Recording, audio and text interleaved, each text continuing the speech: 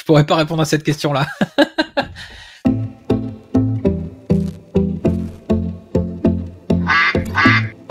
Bonjour et bienvenue, nous voici de retour dans notre série sur les coulisses du jeu de société. Et je reçois aujourd'hui le plus chanceux des canards, Guillaume. Qui es-tu et pourquoi je t'ai invité? Bonjour tout le monde. Qui je suis? Je m'occupe de la partie marketing, communication et un petit peu des campagnes de financement pour les localisations chez Lucky Duck Games depuis bientôt 4 ans. Voilà, ravi de cette invitation. Pour ceux qui ne connaissent pas, Lucky Duck Games, c'est un éditeur, localisateur, ils font plein de choses dans le monde du jeu de société. Ouais, tout à fait. On est studio de création de jeux de société et on fait également de la localisation de jeux existants partout dans le monde, mais qui ne seraient pas encore en français sur le marché francophone. Et on les amène comme ça pour que les joueurs français, francophones, donc Belgique, Suisse, Canada et France, puissent y jouer. Alors comment on se retrouve à travailler dans le monde du jeu de société? Je pense que en n'hésitant pas à frapper aux portes des différents éditeurs dès qu'il y a la possibilité dès qu'il y a une offre de recrutement finalement, et puis de rester en contact aussi, de pas hésiter à venir sur les salons du jeu. Il y en a quand même, je crois qu'il y en a plus de 200 ou 300 conventions, festivals. Là, je parle vraiment que de la France, mais il y en a aussi en Belgique, en Suisse, au Canada, évidemment. Et puis, effectivement, commencer à prendre contact, s'intéresser au milieu, s'intéresser au domaine du jeu. Je pense que c'est essentiel. On est quand même un marché de niche. Un éditeur va certainement rechercher, même si c'est pas le principal argument, je pense qu'il faut quelqu'un de compétent, mais on va rechercher quelqu'un qui effectivement qui connaît un petit peu le domaine, quoi. Voilà. D'accord, mais qu'est-ce que tu as fait pour être comme étude, pour faire ce métier, un BTS d'édition ou Alors non, moi du coup, mon parcours il est un petit peu particulier parce que j'ai un bac plus 4. Ça remonte un petit peu, mais ça se faisait en 4 ans, un master en infographie multimédia. Donc je suis graphiste à la base. J'ai fait 4 ans d'études dans le domaine du multimédia. Donc à cette époque-là, il n'y avait pas encore la suite Adobe, c'était vraiment Photoshop d'un côté, Flash de l'autre. Non, alors quand même pas si vieux, mais tu vois, j'ai fait du 3ds Max, voilà, pour tous ceux qui s'intéressent un peu à la 3D, du Lightwave, enfin vraiment des logiciels des années 2000, où moi c'était très Internet, c'est arrivé dans les années 94, 95, les tout débuts du modem 33, etc., 33600. Donc j'ai connu ça, ou le 56 par exemple, voilà, le 56K comme on appelait avant qu'il y ait la DSL, tout ça, voilà, c'était une époque où le web était en forte création, et moi j'ai toujours été intéressé par ça. C'est un outil de communication incroyable, on est en temps réel, quelle que soit notre position sur la planète, on est en temps réel au courant de ce qui se passe. Donc j'étais intéressé par ça. J'ai fait après le bac 4 ans d'études en infographie multimédia. J'ai commencé dans une médiathèque parce qu'il fallait bien travailler, et je suis rentré dans une société à Bordeaux qui était une agence marketing qui gérait des sites web. Et en fait, j'ai passé 14 ans de ma carrière à apprendre tout du marketing digital, vraiment dans cette société-là, parce que du coup, j'avais les armes pour faire tout ce qui était le web, au niveau interface, au niveau expérience utilisateur. Donc voilà, des domaines que connaissent bien par exemple les développeurs. On travaille avec des développeurs pour faire l'UX design, etc. Voilà. Donc j'étais vraiment toute la partie front, tout ce que voit l'utilisateur finalement. Et c'était déjà dans le domaine du jeu en fait. C'était dans le domaine du jeu Flash à l'époque qui fonctionnait très très bien. Et j'ai notamment au courant de cette expérience-là, j'ai travaillé sur un site qui s'appelait jeux.com, qui existe toujours d'ailleurs. Donc on avait tout un tas de jeux Flash. C'était des milliers, je crois qu'il y avait plus de 11 000 ou 12 000 jeux Flash. T'arrivais, tu avais des jeux de stratégie, des jeux de cartes, des jeux de... Et donc j'ai fait vraiment mes armes, j'ai managé des équipes, etc. Donc malheureusement, suite à cette expérience-là, il y a eu un licenciement économique, et j'en ai profité pour me repositionner et chercher un petit peu ce que je voulais faire par la suite. Et j'avais déjà en contact Vincent Vergonjane, qui est l'actuel patron de Lucky Duck Games. Et il cherchait quelqu'un pour gérer le marketing, la communication sur le marché francophone. Et donc il y a ça 4 ans. J'ai répondu à l'offre, et en fait c'était un travail qui était sans bureau. On est chacun chez soi chez Lucky Duck France encore aujourd'hui.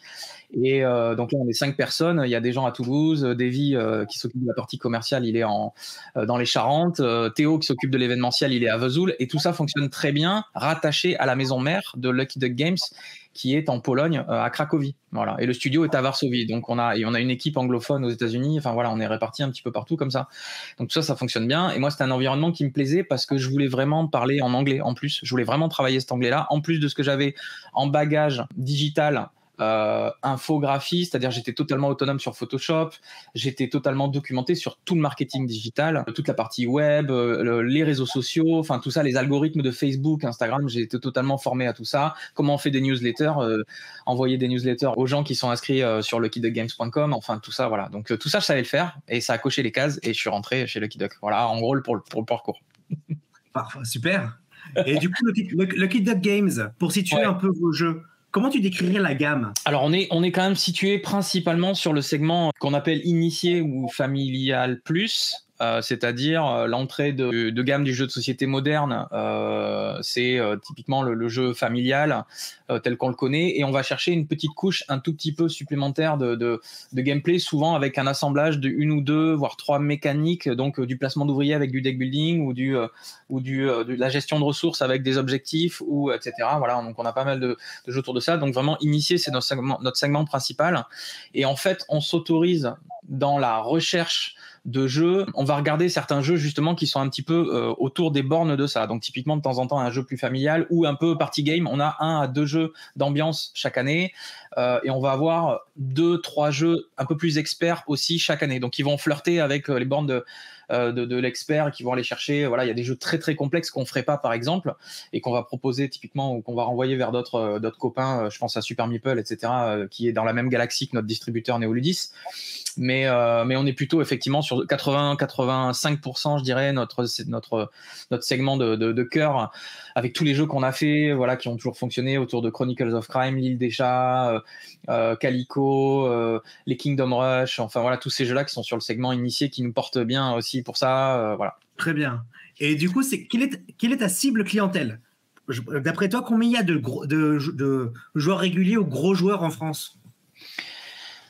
Alors du coup, il y a 2 questions. C'est-à-dire que nous, notre cible, c'est comme je le disais, je pense que notre cœur de cible, il est, on va dire 60-40 hommes-femmes, aux alentours d'une 30aine d'années. Aujourd'hui, un peu plus, on va dire 35 ans de moyenne, quoi. Et on n'a pas tant de gros joueurs que ça, finalement. Les gros joueurs, ils nous accompagnent plutôt sur les campagnes de financement participatif. Donc je dirais que voilà, c'est une partie de notre audience avec qui on communique aussi de près, et qu'on écoute, parce qu'ils ont à cœur d'avoir les jeux. C'est un peu des orfèvres, hein. Ils connaissent très très bien les règles, ils connaissent souvent mieux les jeux que nous, sur l'ensemble de tout ce qui se fait depuis longtemps, donc il faut les écouter. Je pense qu'un éditeur qui n'écoute pas les joueurs, il fait totalement fausse route, tu vois. Et donc aujourd'hui, on a un peu de tout, et après voilà, effectivement, plutôt du masculin quarantenaire sur les jeux un peu plus experts, un peu plus costauds, quoi. Voilà, c'est à peu près ça, les 2 cœurs je pense qu'on a 2 cœurs de cible en fait, ouais. Et tu as une idée de combien il y a de joueurs réguliers en France ou pas du tout? Non. Ouais, c'est une donnée qu'on n'a pas. Enfin, alors ce qu'on appellerait régulier entre toi et moi, ça serait quoi? Ça serait peut-être quelqu'un qui joue minimum, on va dire 1 à 2 fois par semaine. Ouais, 1 ou 2 fois par semaine, c'est un joueur régulier. Ouais, ok. Des gens comme moi, il n'y en a pas beaucoup, hein, des gens qui jouent tous les soirs. Il y en a, mais il n'y en a pas beaucoup. 3 fois par jour. Déjà, il y a Joël, il y a toi. Non, mais c'est ça, ouais. Effectivement, les joueurs réguliers comme ça, qui joueraient au moins 1 fois par semaine, effectivement, la soirée du vendredi soir ou du samedi soir, ou les deux, ou dans le week-end, ouais, c'est clair, ou dans la semaine. Donc on va dire 2 fois par semaine. Du joueur régulier, c'est vachement dur à estimer. Je pense qu'il y a, je vais peut-être dire une grosse connerie, mais pardon pour le mot, tu mettras un gros bip dessus. Il n'y a aucun problème, on a le droit, sur notre chaîne, on a le droit. T'as demandé à YouTube. Ils s'en foutent royalement. Ouais, je me doute, ouais. Non, en fait, je vais peut-être dire une grosse bêtise, mais je pense que c'est plusieurs dizaines de milliers de joueurs quand même en France, qui sont vraiment addicts des jeux modernes au point d'y jouer toutes les semaines. Je pense qu'on est peut-être entre 50 et 100 000 personnes qui vont pas être ceux qui achètent systématiquement tous nos jeux ou tous les jeux de nos partenaires, mais comme on sait qu'il y a entre 500 et 1000 jeux par an en nouveauté sur le segment qu'on est nous, sur lequel on est nous, et Et je dirais que voilà, avec tout ce qu'on voit à peu près, peut-être que c'est ça. Et puis après, je me fie aussi un petit peu à la consultation qui est faite des différents sites web, des différentes chaînes YouTube. Tout le monde regarde pas tout le monde systématiquement, donc voilà, ça veut dire qu'il vous reste à conquérir encore un paquet de bonhommes sur votre chaîne. C'est clair. On est parti pour. Lâchez rien. Ouais. Alors, il y a une question que tout le monde se pose. Lucky Duck, est-ce qu'il y a un rapport avec Lucky Luke? Non, absolument pas. Non, c'est vraiment c'est vraiment la base de la création du nom. C'est totalement, totalement étranger. C'est le canard et c'est voilà. Non, ça n'a rien à voir. Bon, il y a plusieurs personnes qui m'ont vraiment posé la question. C'est une vraie question, d'accord. Okay. Non, désolé. Alors, si j'ai bien compris, il y a 3 métiers principaux. Il y a éditeur, localisateur et distributeur. Tu peux me décrire ça brièvement pour qu'on comprenne un peu? Ouais, merci pour la question. Ça me permet d'expliquer parfois. La nuance, pour essayer de l'expliquer, le métier d'éditeur, c'est celui qui va amener le projet au distributeur qui lui est en contact avec les boutiques. En fait, et il y a parfois certains éditeurs qui sont effectivement distributeurs. Donc, ils vont prendre le projet, le créer ou le localiser et l'amener directement en boutique. Donc, il a cette fonction de distributeur. Mais la distribution, c'est vrai dans d'autres industries, même s'il y a plusieurs niveaux des grossistes, puis des distributeurs ou l'inverse. Enfin voilà, selon tu vois dans l'automobile, etc. On a des distributeurs. Bon voilà. Et donc concrètement, la chaîne de distribution, elle est assez courte dans le milieu du jeu de société. On a souvent l'éditeur qui va porter le projet avec l'auteur ou les auteurs. Les illustrateurs, les graphistes, etc., la mise en page et tout le côté marketing. Ça peut être le distributeur aussi qui fait le marketing, mais chez Lucky Duck, c'est nous qui gérons le marketing en interne, ou en tout cas une grosse partie, très très grosse partie, avec les copies presse, etc. Et le distributeur, c'est celui qui est donc en contact. Il a une équipe de commerciaux qui est en contact avec les boutiques spécialisées et les grandes surfaces spécialisées, Fnac, Cultura, voilà, et les autres boutiques de ce type-là. Donc il y a vraiment une dimension commerciale chez le distributeur. Et ça peut être le cas aussi d'un point de vue commercial chez l'éditeur, mais l'éditeur, il est quand même en charge de toute la partie projet, prod, logistique, finalement, jusqu'à ce qu'on ait la boîte terminée et qu'elle soit effectivement dans les cartons, sur des palettes. Et ça, c'est les palettes, le distributeur les reçoit et lui, après, il envoie boîte par boîte ou colisage par colisage, plutôt, si tu préfères, aux différentes boutiques. Et après, tu m'as demandé éditeur, localisateur et distributeur, c'est ça. Donc voilà, éditeur, localisateur, localisateur, c'est pas vraiment un métier, c'est une facette du modèle qui est que on va effectivement chercher des jeux. Là, voilà, typiquement en ce moment, on a la campagne de Sleeping Gods Distant Skies. C'est un jeu qui existe déjà sur le marché américain et on va le proposer en français. Donc on va le localiser. Donc toute la chaîne, on n'a pas la création, mais finalement on doit traduire, relire, mettre en page des fichiers digitaux qui sont envoyés à l'usine, qui nous renvoient une première copie par exemple de l'impression, puis après on lance la production, etc. Après ça va en logistique, ça va être envoyé à notre entrepôt et ensuite voilà. Donc c'est à peu près ça, je pense, pour l'expliquer. Comment on décide de localiser un jeu? Alors, localiser, on entend traduire un jeu parce que peut-être qu'on a dit localiser depuis tout à l'heure, peut-être que les gens ne savent pas ce que ça veut dire en vrai. Donc, comment on décide de localiser un jeu? C'est quoi l'idée, quoi? Donc, localiser un jeu, c'est effectivement le traduire, mais pas seulement. Il s'agit bien de l'adapter aussi, pas tant au niveau des règles, mais de s'assurer que, typiquement, dans un livret de règles, on ne pourrait pas le traduire mot à mot. Il y a un effort qui est donné de l'équipe éditoriale pour s'assurer que la traduction mot à mot, ou plutôt pour s'assurer que la règle elle est bien comprise dans notre langue à nous. Donc là on parle vraiment le français, mais ça peut être une localisation italienne, espagnole, allemande, etc. C'est toujours le même exercice qui est de se dire ouais mais là quand je le prends de l'anglais et que je l'explique comme ça, on n'a rien compris. Donc il faut que l'équipe éditoriale connaisse bien le jeu et tester le jeu. Et finalement dans le choix qu'on fait, c'est vraiment une histoire de pour répondre à ta question, pourquoi on localiserait un jeu, c'est parce que dans le choix du modèle au départ de l'éditeur, est-ce que tu fais 100% de la création ou est-ce que tu décides d'avoir un mix, c'est-à-dire une part de tes équipes qui travaillent sur typiquement le marketing, la partie commerciale, et donc la localisation, la traduction, de les faire bosser sur un jeu déjà existant. Parce que quand Lucky Duck, le studio à Varsovie, imagine un jeu, ils sont en Pologne, ils vont faire le jeu en anglais. Et ensuite, tout de suite, les questions vont se poser de la même manière de traduire ce jeu en français pour le proposer au marché francophone. Et du coup, ben, tu vois, voilà, on a de la création et de la localisation, mais tout ça fait le métier d'éditeur à la fin. C'est juste un choix au niveau de la source d'un jeu qui a été créé par nous et d'un jeu qui a été créé par quelqu'un d'autre, mais qui est amené sur un marché qui n'avait pas ciblé au départ. Il y a beaucoup d'éditeurs aux États-Unis qui ont besoin de cette passerelle, pas seulement de traduction, mais également de le pousser sur le plan marketing. Le travail que je fais, donc là, c'est vraiment ce que je fais moi avec Théo, ce qu'on fait au niveau du marketing et de la communication, pour le faire connaître, pour vraiment faire découvrir à la communauté francophone un jeu qui va sortir. C'est pas la même. L'équipe des US ne pourrait pas le faire toute seule. Voilà, Red Raven Games ne connaît pas grand-chose au marché francophone. Il peut décider de déployer des équipes et de recruter des gens qui feraient ça, mais il décide plutôt de nous confier à nous la localisation de son jeu. C'est pareil pour Direwolf Digital qui confie Dune Imperium.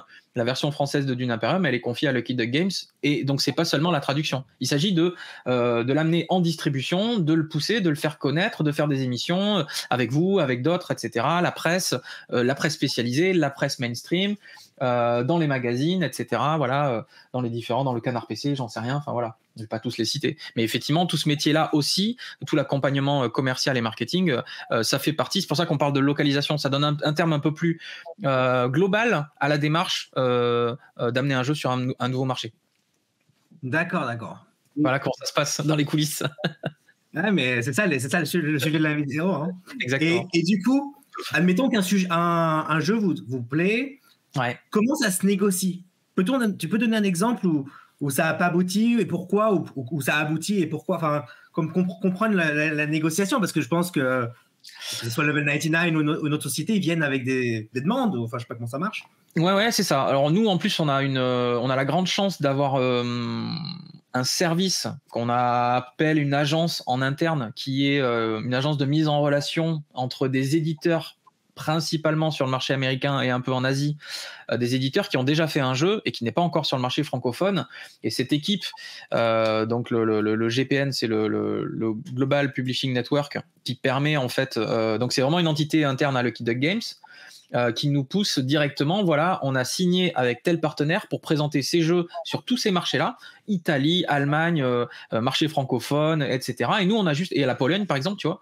Et donc, comme nous, Lucky Duck, on est en Pologne et en la francophonie, eh ben on a une primeur. Là, du coup, c'est plutôt sympa. Et on reçoit les jeux, on fait la demande, pardon, des jeux qui nous intéressent, après avoir lu le livret de règles et de regarder un peu la thématique et les premiers visuels. On reçoit une boîte et on va le tester dans différentes configurations. On va avoir toute une séquence de tests. S'il il passe pas les premiers tests, ben tant pis, tu vois, ça dégage, quoi. Et malheureusement, il y a certains jeux qui sont vraiment pas. Faut savoir qu'il y a, donc, on a parlé des nombres de jeux qui sortent en France. Aux États-Unis, c'est genre 10 fois plus, quoi. Je dis pas de. Je pense que les gens ne savent pas en France. Oui, mais c'est entre 5 et 10 000 jeux par an qui sortent aux US. Hein. Oui, non, mais sur BGA, sur BGG, c'est ce qu'on voit à peu près comme chiffre. Ouais. C'est 3 ou 4 000, mais c'est pas loin. Ouais, voilà, ouais, c'est ça. Ouais, je crois que j'avais 5 en tête, mais donc effectivement, ouais, avec les extensions, ça doit dépasser voilà, la barre des 4. Bon. Et donc, ben, nous, on a un premier filtre de l'agence, parce qu'elle va faire sa sélection d'éditeurs qui sont plutôt intéressés pour l'envoyer en Europe, en Asie, etc. Donc, on a différents partenaires. Et donc, on a la primeur sur la France et la Pologne. Et du coup, la négo, elle est déjà un petit peu entamée, donc ça va concerner les royalties pour l'éditeur original, le coût de production, souvent par rapport à la quantité qu'on fait. Ça, en termes d'industrie, c'est un peu tout le temps pareil, quoi. Plus t'en prends, moins c'est cher à l'unité. Donc, il n'y a pas vraiment de négo. Voilà, sans aller trop dans les détails, mais concrètement, nous, notre tirage moyen, il est aux alentours de 3 4 000 boîtes, à peu près. Donc, on sait qu'il y a des éditeurs qui prennent beaucoup plus, et puis des éditeurs qui vont prendre un petit peu moins aussi, mais voilà, en gros, notre moyenne, c'est à peu près ça. J'essaie de donner des chiffres pour donner du corps à l'émission. Ouais, j'espère que ça fera plaisir aux gens. N'hésitez pas à dire en commentaire si voilà, ça nourrit votre connaissance de ce qu'on dit. Ouais. Je vais réclamer d'autres chiffres après, t'en fais pas. Ok, ça marche. Après, je verrai ce que je peux te dire. Mais voilà, donc on est à peu près là-dessus. Et une fois qu'on a validé les royautés pour l'auteur, l'illustrateur, les coûts de fabrication, la prod, les moules éventuels pour les figurines, etc. Et par rapport au nombre de copies qu'on veut faire, on va discuter aussi de notre côté avec nos distributeurs, justement, France, Belgique, Suisse, Canada. Donc, typiquement, Néolydis pour la France, on va lui demander, voilà, nous, on pense faire ce jeu-là, combien tu penses qu'on peut en vendre? Enfin, tout ça, c'est une discussion qui prend pas mal de temps. Et des fois, pas beaucoup, d'ailleurs, on n'a pas beaucoup de temps pour répondre. Et puis, des fois, on est aussi en compétition avec d'autres. Tout se passe pas par l'agence, ça peut être en direct aussi, il faut aller chercher les éditeurs. On va aller contacter AEG, par exemple, qui est un très gros éditeur aux US, va bosser avec plein de monde. Il bosse pas qu'avec Lucky Duck Games. Là où, typiquement, Chip Theory Games ne bosse qu'avec nous. Ça, c'est la chance qu'on a. Voilà, pour l'instant, ça se passe bien. Et donc, effectivement, oui, on a de la chance parce que tous leurs jeux sont bien faits. Voilà, je vais pas on va pas parler de Chip Theory Games en particulier, mais la chance qu'on a quand on est en éditeur. Par leurs règles, leurs jeux sont bien faits. Il faut qu'il trouve un mec pour les règles. D'accord, ok. Ok, voilà, on va parler de Chip Theory Games. Et donc voilà, effectivement, la négo, et finalement, comment ça se passe? Ça se passe plutôt comme ça. Côté agence, où on a directement les jeux qui nous viennent des éditeurs qu'on a déjà signés pour leur proposer une diffusion mondiale, ou en discussion directe avec les éditeurs quand c'est la première fois qu'on va leur parler. Et ça se passe sur les salons. Il faut y aller. Il faut taper à la porte, s'intéresser à ce qu'ils font, préparer ton sujet, et discuter et dire voilà, franchement, votre jeu, voilà, tu vas à Essen, tu vas à la Gen Con aux US, tu vas faire ces différents gros salons et tu vas dire voilà, nous on est Lucky Duck Games, voilà, on a fait quelques localisations, mais si vous voulez, on vous pousse votre jeu sur le marché francophone, quoi. Et lui, il va être intéressé. Il y a des exemples que j'ai déjà donnés sur d'autres émissions. Sur Dicetron notamment ou sur Too Many Bones, les backers sur les campagnes qui disaient c'est pas trop tôt, on a une VF. Et donc je vais redire ce que j'avais dit à l'époque. C'est que nous on veut bien la faire tout de suite, mais l'éditeur à la base, alors je parle pas de Chip Theory Games dans ce cas-là, mais il s'est dit qu'il allait la faire lui-même la VF. Il s'est peut-être dit qu'il voulait pas donner récupérer juste les royautés. Il voulait récupérer l'ensemble de la commercialisation de son jeu en version francophone. Et quand il voit ce qu'on est capable de faire, il y a la localisation, mais il y a également tout le marketing et le nombre de copies qu'on est capable de vendre grâce au travail de notre distributeur. Tout ça, c'est un alliage qui prend du temps et qui va chercher de l'expérience. Et Davy, je dis aussi souvent, Davy, qui s'occupe de la partie commerciale, il est vraiment très très fort. Il a une très très belle relation avec nos différents distributeurs et ça tient compte de ça aussi, pas seulement d'une belle traduction. Vous, les joueurs qui voyez effectivement le jeu à la fin sur votre table, c'est beaucoup du travail de l'éditeur original et de notre travail de localisation. Et ensuite, il faut quand même se dire que c'est des milliers de boîtes. Donc il y a un engagement de notre part là-dessus. On a fait une rétrospective sur les deck building et on s'est rendu compte que les jeux de deck building n'étaient globalement pas traduits. Pourquoi cela? Tu penses à quel jeu là en particulier Tous les jeux qu'on a mis dans notre top 10, il n'y en avait aucun qui était traduit. D'accord, il faudrait que je regarde. Par exemple, là, il y a les tu penses à Thunderstone Quest ou des choses comme ça? Ouais, ou même par exemple le Legendary. Legendary, la gamme Legendary. Ouais. Legendary, il y a comment ça s'appelle, les Power Rangers, c'est pas traduit. Il y a plein de trucs qui sont pas traduits. Pourquoi? Pourquoi? Ce qui se passe, c'est qu'on en a vu juste plein, et après on s'est rendu compte qu'ils étaient tous en anglais. C'était même pas. Ouais. On l'avait même pas fait exprès. C'est juste dans les commentaires, ils ont dit pourquoi vous avez pris des jeux qui n'étaient pas traduits. Donc. Alors effectivement, il y en a quand même quelques-uns qui ont été traduits. Je suis en train de regarder la vidéo en même temps, mais en fait, c'est le deck building. C'est un type de jeu où il y a souvent pas mal de traductions quand même et beaucoup de contrôle carte par carte.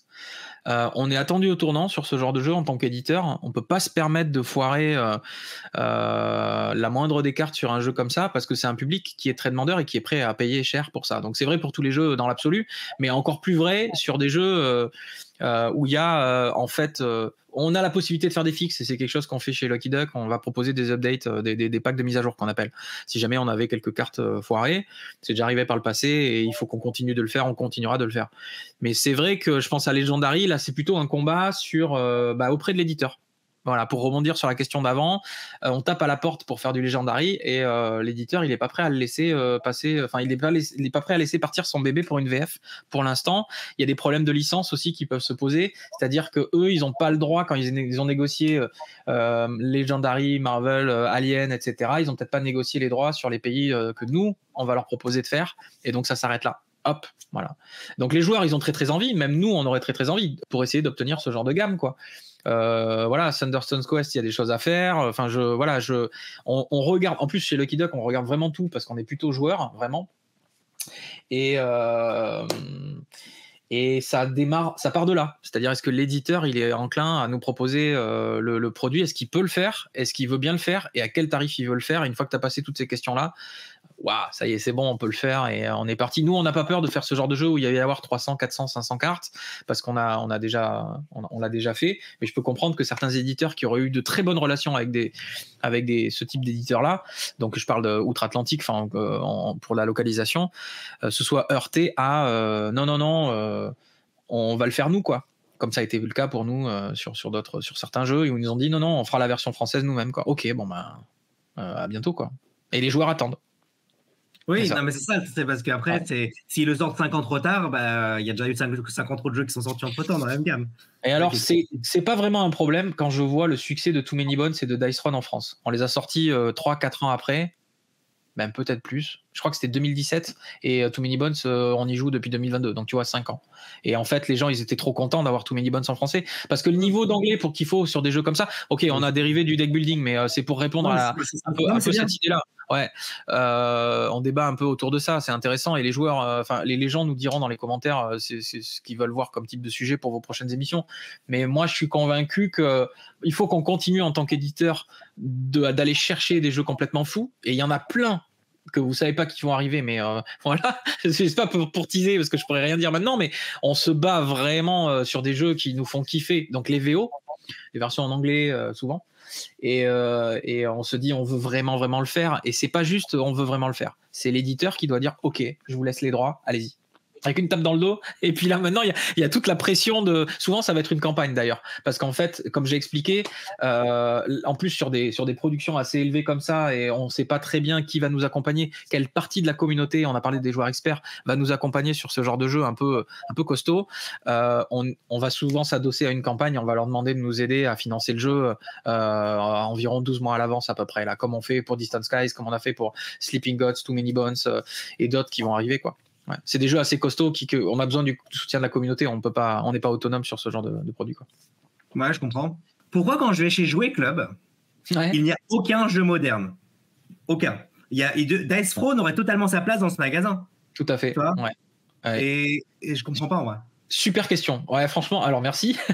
En fait, c'est assez simple, c'est que c'est difficile de pénétrer dans ces marchés-là quand on est un marché de niche. Il faut avoir fait ses preuves et surtout, il faut avoir des volumes de vente qui sont très très conséquents. C'est une discussion qu'on essaye d'avoir. Il y a aussi le fait que Jouer Club, qui est donc une GSS, grande surface spécialisée, qui fait partie de l'écosystème voilà, on parle des Cultura, des Fnac, des centres culturels Leclerc, etc., qui s'y mettent eux par contre, vraiment. Oui, à la Fnac, je suis passé avant-hier, il y avait Earth, il y avait Dune, on parlait que des jeux de Lucky Duck.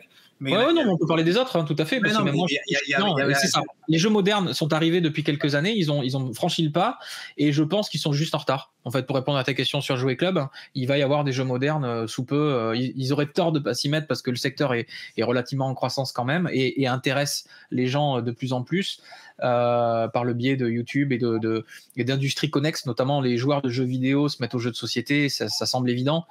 Tu joues à des jeux si complexes dans les jeux vidéo que tu n'arriverais pas à te taper les règles d'un jeu de société. Si, enfin voilà, ça va forcément arriver.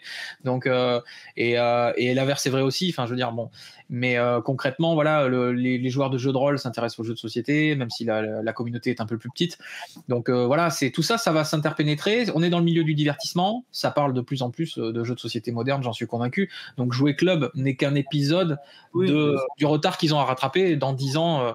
Là, le plus gros défi qu'on a nous en train et qu'on a en ligne de mire, c'est de mettre du jeu Lucky Duck, parce que donc du coup, comme on est chez Fnac et Cultura, la première barrière est passée, mais c'est de mettre du jeu Lucky Duck Comme ça a été le cas il y a quelques années, on avait Chronicles of Crime à Auchan. Je sais pas si tu t'imagines la réussite pour nous, c'était énorme en fait. Enfin, ça n'avait pas duré longtemps. d'Auchan. La prochaine question, c'était sur Auchan.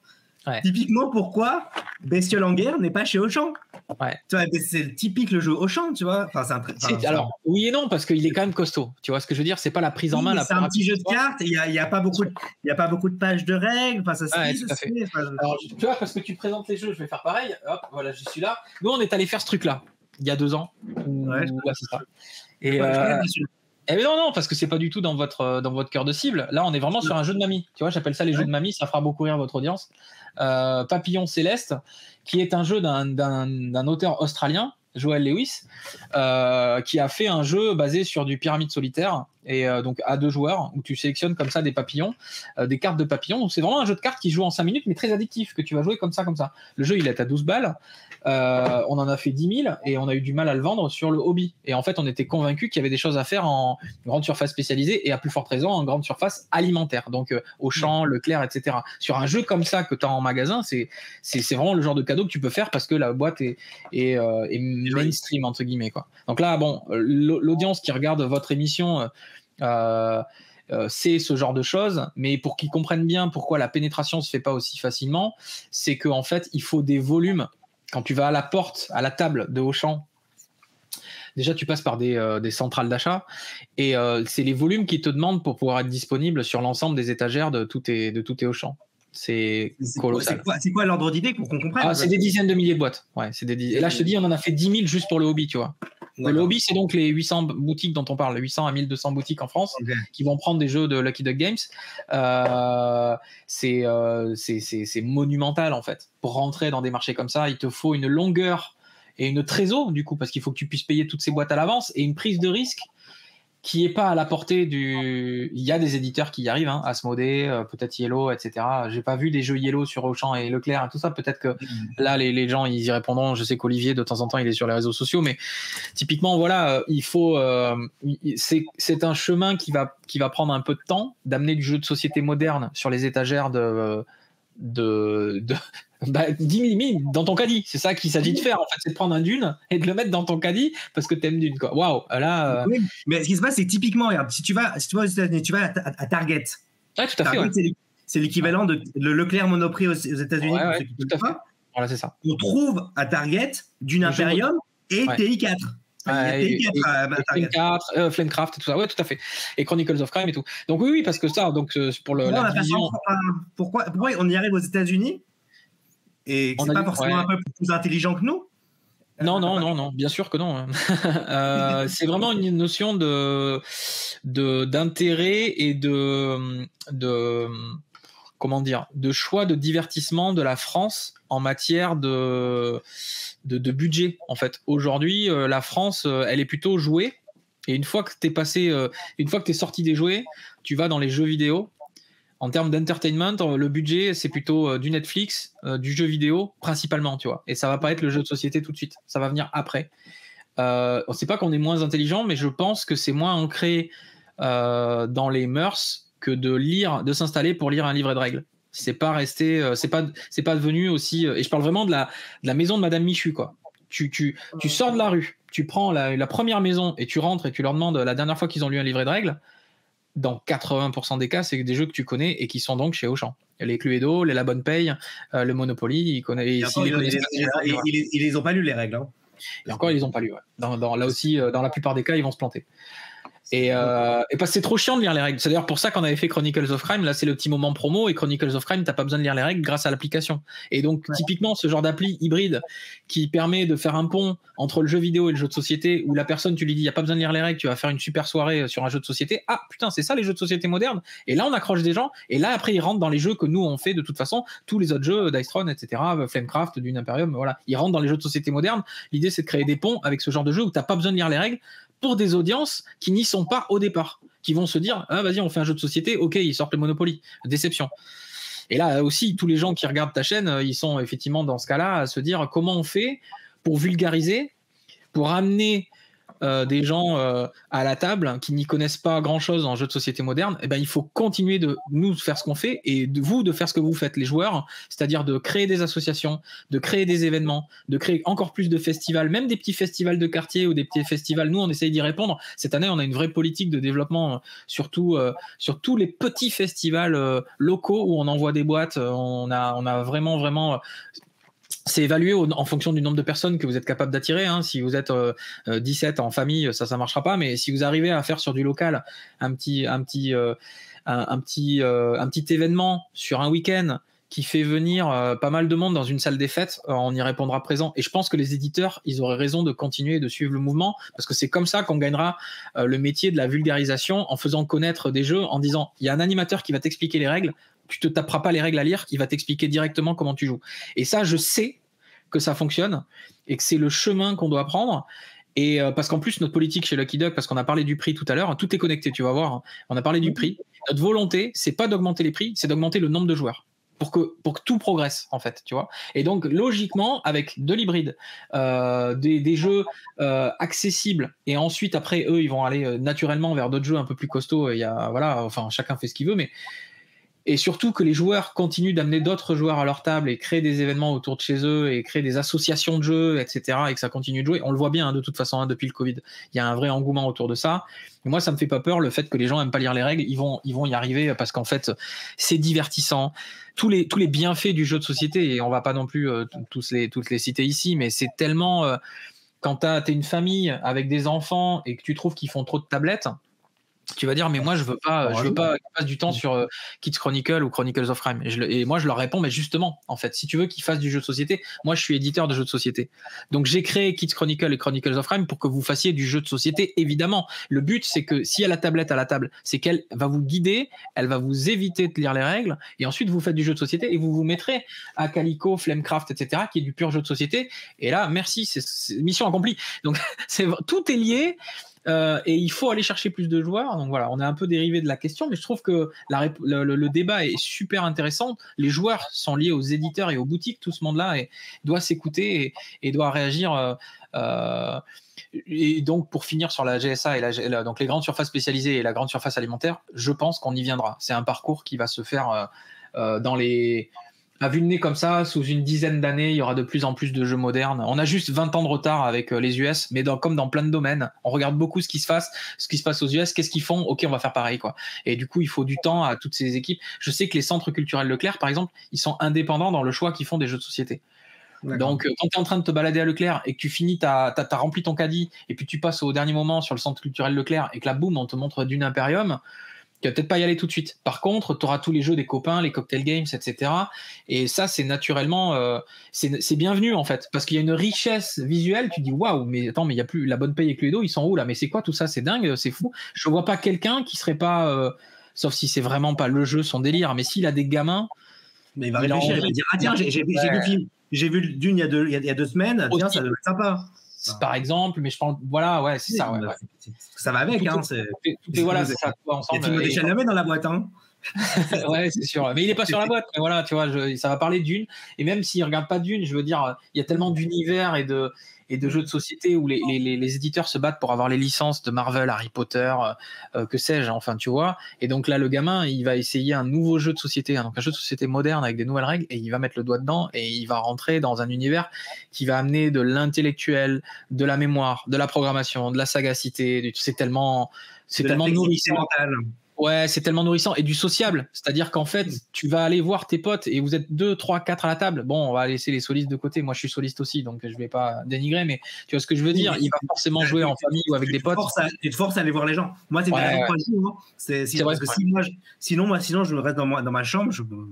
Et tu fais du jeu vidéo, ouais, ou du jeu même pas, ou je lis, ou je. Ouais. Alors il y a ça aussi. Chacun est différent et il faut accepter ça. C'est-à-dire que, et je trouve ça bien que justement il y a des jeux de solo, parce qu'il faut accepter qu'il y a des joueurs qui vont se faire des kiffs en solitaire. Le solitaire en jeu de cartes, c'est un jeu qui existe depuis je sais plus combien d'années, qui existe depuis longtemps en tout cas. Et c'était le jeu préféré de De Gaulle.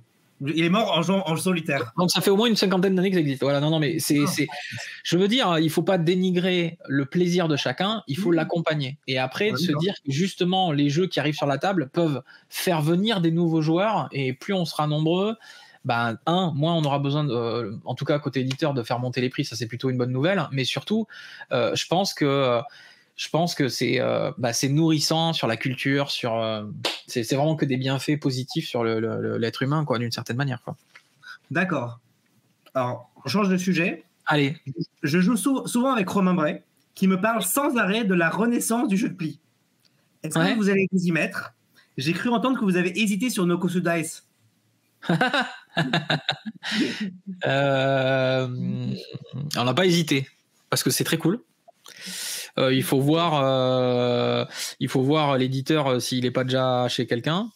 Mais là, ça va donner la puce à l'oreille à nos concurrents. Bon, c'est pas grave, hein, on dit souvent qu'on est tous partenaires, parce que nous, on va pousser les jeux des autres.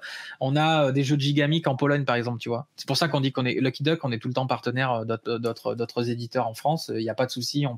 Les jeux que vous avez créés, que certains éditeurs ont créés en France, on va les pousser dans d'autres pays. Donc voilà, c'est comme ça. Il faut raisonner dans ce sens-là. Mais merde, pourquoi je disais ça? J'ai perdu le fil. On parlait des jeux de pli. Des jeux de pli, ouais. C'est un segment, c'est vraiment particulier. On en reçoit quelques-uns. Je sais pas si c'est pas un délire de Romain sur juste voilà, il y a les jeux de pli qui remontent parce qu'il y a des auteurs qui créent des jeux de pli. De là à dire que l'engouement de la communauté et que les ventes des jeux de pli sont en train de cartonner, oui, on a eu le carton The Crew. Essayons d'en trouver d'autres. Oui, Trio fonctionne. Enfin, je sais pas si c'est un pur jeu de pli, mais j'ai pas joué. Mais c'est pas Uno qui est un jeu de pli aussi, apparemment. Ouais, enfin, c'est pas de là à dire qu'il y a l'engouement. Non, en fait, il faut juste dire, est-ce que tu as trouvé un Uno dans ta. Voilà, typiquement, Cocktail Games, ils ont fait fort avec Trio, ils ont un putain de jeu de cartes, tant mieux pour eux. Et s'il y en a un par an, ça fait pas que la communauté est en train d'aller vers les jeux de pli. Et comment ça s'appelle? T'as le Cat in the Box qui a bien marché. Ouais, j'ai joué aussi à celui-là. Ouais. J'ai joué à celui-là. Moi, j'avais trouvé ça très cool. Et t'as Robotrix qui cartonne bien récemment. Ouais. Non, mais il y en a quelques-uns. Les préventes ont bien marché, si j'ai bien suivi. C'est comme tout, il y a un mouvement. Nous, on regarde si on a des jeux de cartes, mais c'est pas ça qui fait que c'est un jeu de pli, il faut qu'absolument, parce que c'est en train de marcher, on va faire des jeux de pli. Est-ce que le jeu est bon? Point barre, quoi. Et il passe toute la grille de tests qu'on va faire. Si c'est un 2-4, on va le faire à 2, à 3, à 4. On va le faire plusieurs fois si on peut. Et donc là, des jeux de pli, tu peux te retrouver à 6 autour de la table. Quand on a joué à Nokosu Dice, c'était une première partie d'approche. Pas dans le but de le signer parce qu'on ne sait pas où en est l'éditeur par rapport à ça. Et moi, j'ai trouvé ça super intéressant comme style pour que les gens comprennent bien. C'est un jeu, une sorte de belote à la fois avec des cartes et à la fois avec des dés. Les dés de couleur et de valeur. Donc, tu dois faire attention aux deux. Très, très smart. Voilà. Et donc, effectivement, là, c'était plutôt une partie juste pour dire regarde ce jeu, c'est une dinguerie.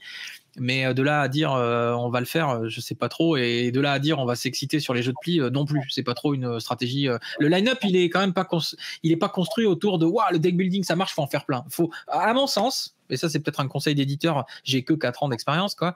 Mais faut pas faire ça. Faut pas s'engouffrer dans une mode juste parce qu'on en a entendu parler. Faut en faire si on veut, mais juste parce que le jeu est bon. Point barre, quoi. Voilà. Ouais. C'est clair. Ça prend la place d'un jeu d'ambiance ou d'un. Ouais, c'est un peu comme ça qu'il faut fonctionner. Ouais, c'est ça. Ouais. Parce que vous faites 2 jeux d'ambiance, donc ça prend la place d'un des jeux d'ambiance, par exemple. Ouais, ou d'un jeu initié qu'on aurait pu faire, mais oui, c'est ça. Enfin, typiquement, c'est ça. Ouais, puisque c'est le segment, là, ça serait le segment familial. Les jeux de pli, souvent, mais on a testé, je te dis ça, mais on a testé des jeux de pli un peu costauds, un peu gamer, qui seraient justement plutôt sur le segment initié. On les a pas pris. Mais parce que c'était trop quoi. C'était alambiqué. Il n'y avait pas forcément une fin non plus. Ça tournait un peu en rond.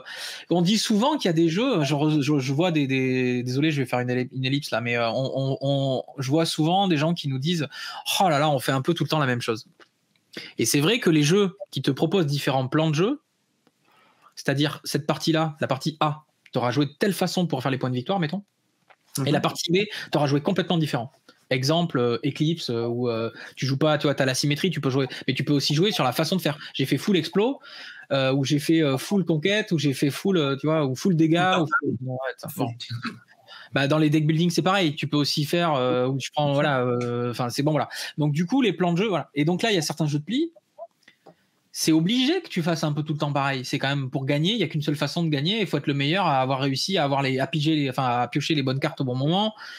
les garder au bon moment. Tu vois, on a ce genre de mécaniques qui nous sont proposées, très très smart, où tu as 3 cartes, puis finalement t'en gardes une devant toi, puis t'en passes 2, et après, enfin voilà, tu as du draft, enfin une mécanique de draft avec une mécanique de face cachée, face visible, etc. Et en fait, tu dis waouh, ça fait déjà un quart d'heure qu'on est en train d'expliquer les règles, on n'a toujours pas démarré. Et il n'y a qu'un pauvre jeu de 60 cartes au milieu du truc, on se dit voilà, c'est quoi le public? Ça veut pas dire que c'est mauvais, mais c'est quoi le public? Et alors, si c'est pour refaire un four à 10 000 boîtes et que personne l'achète, bah on est malgré tout un éditeur, tu vois. On se fait souvent plaisir dans certains jeux, on se dit waouh, on aimerait trop faire tel jeu et on le fait. Et par contre, sur des jeux un peu où ça a pas pris parce que il faut qu'on soit dans un mood aussi quand on présente les jeux. D'ailleurs, c'est pareil pour les reviews. Je pense que quand vous testez certains jeux, faut pas vous arrêter à une seule partie à cause de ça, parce que tu as le mood, tu as ce que tu as fait dans la journée, avec qui tu es. C'est clair. Non, mais franchement, c'est dur pour l'avoir fait un petit peu. Et notre métier d'éditeur, c'est un peu ça aussi. On doit juger. Des fois, on a le temps, des fois, on n'a pas forcément trop le temps. Et bof. Des fois, on n'a pas envie de faire la deuxième partie parce que. Alors qu'en fait, le jeu, il y avait peut-être un truc, et la capacité à identifier que le jeu avait un vrai truc parce que les gens vont l'acheter derrière, ça, c'est l'expérience qui te le donne. Le regard du marché, la veille, quels jeux ont bien marché, pas marché, comment ils ont. Comment sont faits les jeux des autres aussi. Il y a un peu ça qu'on regarde quand même, quoi. Qu'est-ce qui plaît beaucoup, Donc c'est toute une réflexion et toute une difficulté là-dessus. Mais voilà, de là à appuyer en particulier sur un segment qui est à la hype, donc typiquement le jeu de pli, ça marche, allez-y. Je serais très prudent quant à ce genre de. Ouais, voilà, c'est pour dire, c'est juste les meilleurs jeux, quoi. Alors, Lucky Duck imprime actuellement massivement le Footched Magnet, mais uniquement en anglais. Oui. Pourquoi? Moi, j'ai le jeu en anglais. Oui. Je l'aurais pris en français. Ouais. Je l'aurais pris en français. Carrément. Ouais, mais on peut pas. Il n'a pas été traduit. Est-ce que Splotter est contre? Enfin, qu'est-ce qui se passe? C'est ça, exactement. En fait, tu viens d'y répondre. En fait, Splotter est contre parce qu'il a déjà un accord de distribution en France avec un autre éditeur qui n'a pas voulu céder les droits français. Ils n'ont pas voulu prendre notre version à nous, quoi. Voilà. En fait, c'est nous qui sommes allés. En fait, nous, on a à cœur la branche US adore ce jeu-là. Et globalement, chez Lucky Duck Games, il y a beaucoup de fans de Footched Magnet. Donc, quand je dis qu'on se fait plaisir, c'est parce qu'on voulait voir vraiment ce genre de jeu de luxifier.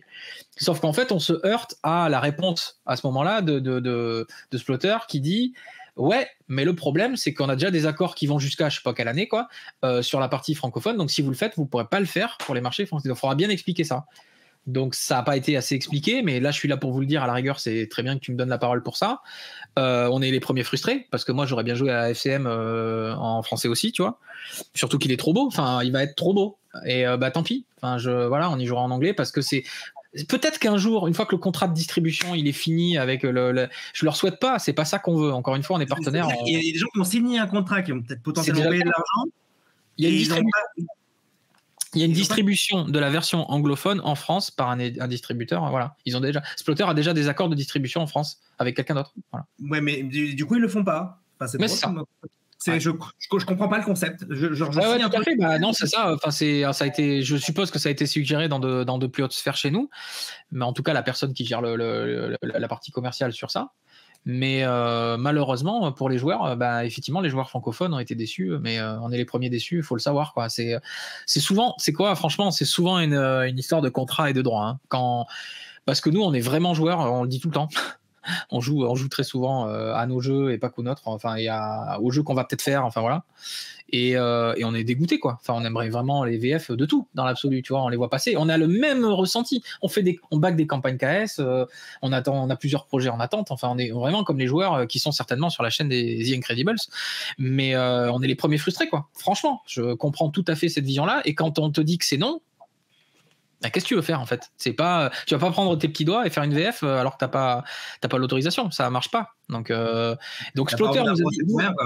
Parce que Splotter, ils ont leur droit. Les Splotter, ils ont leur droit pour la VO, si tu veux. Ils ont les droits, ils ont gardé et donc là, ils ont dit, c'est très bien, on veut bien une super version de luxe Splotter et Lucky Duck pour le marché anglophone.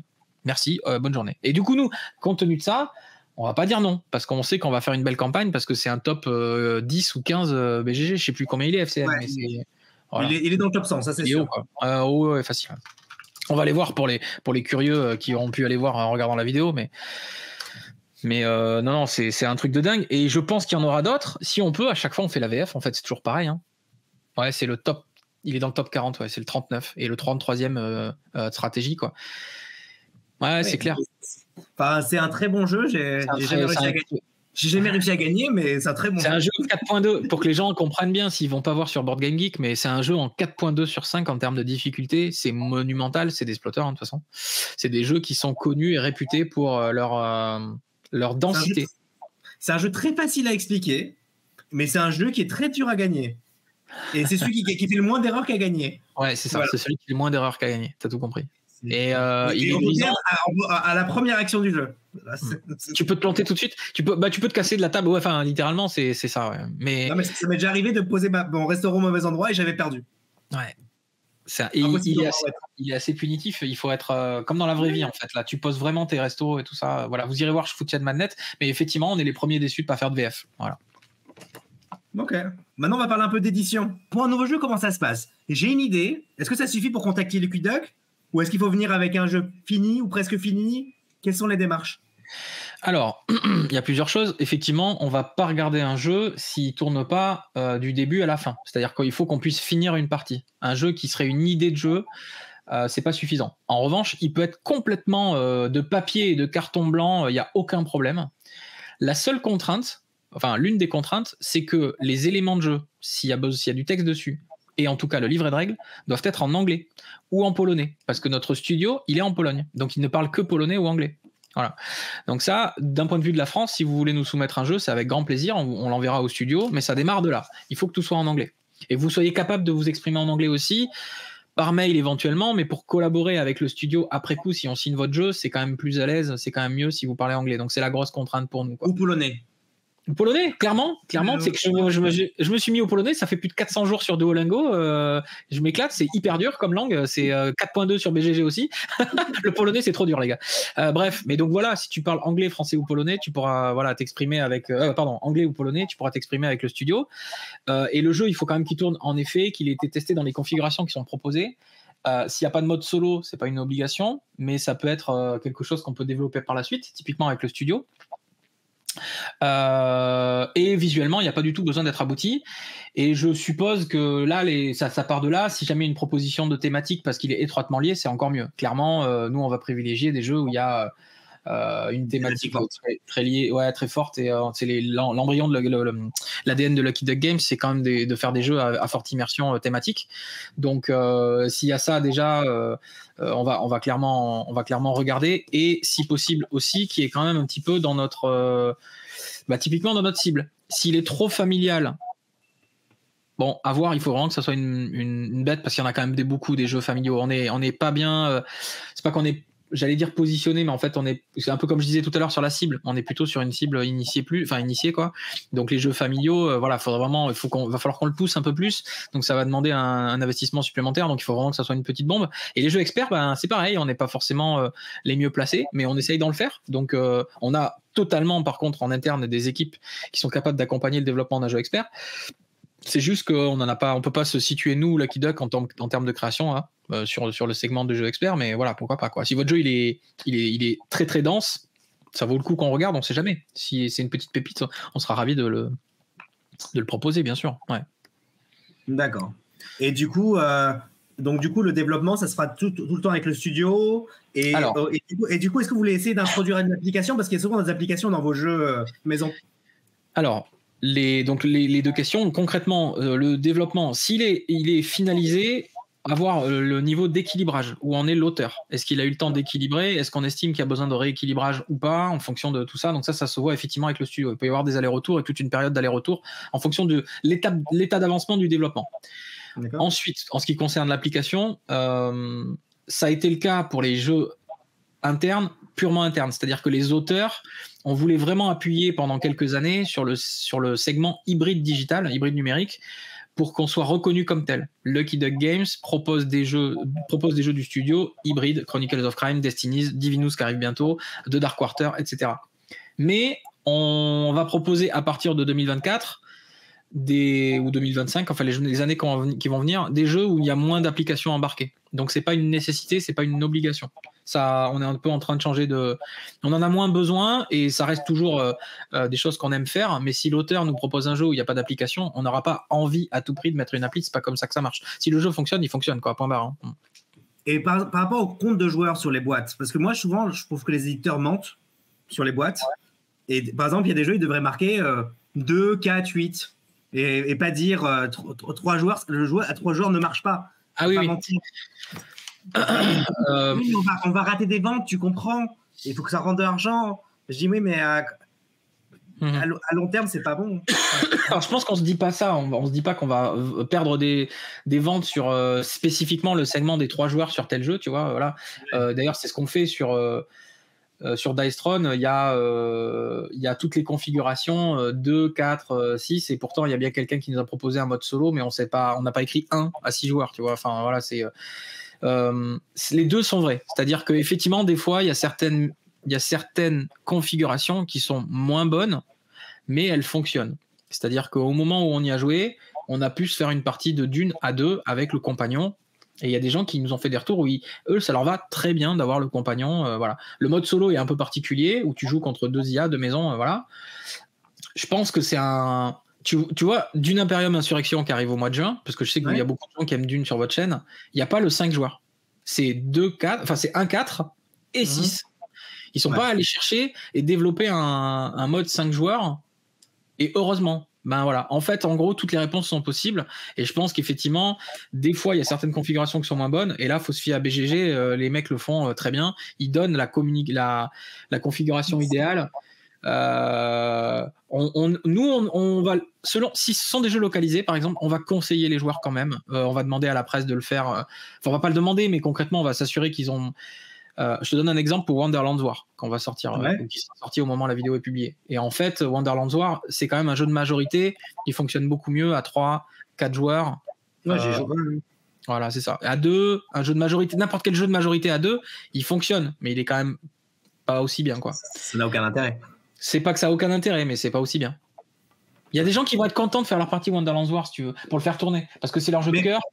Voilà. Je te donne un truc, par exemple, qui est fait par 1846. Dans la boîte, il y a marqué 3, 4, 5. Et dans les règles, et à la fin, il y a marqué si vous voulez jouer à 2 joueurs, vous pouvez télécharger la règle à 2 joueurs. Et c'est même pas écrit sur la boîte, mais ils disent ça peut marcher à 2 joueurs, c'est moins bien, mais vous pouvez le faire. Mais ils l'ont pas mis sur la boîte. Ouais, c'est ça. Bah, en fait, et alors, est-ce que tu peux me dire sur ce jeu-là, est-ce que tu peux me dire sur ce jeu-là, si effectivement, en ayant testé toutes les configurations, donc 3, 4, 5, etc., ça fonctionne aussi bien? Est-ce que c'est pas trop long quand vous êtes trop nombreux?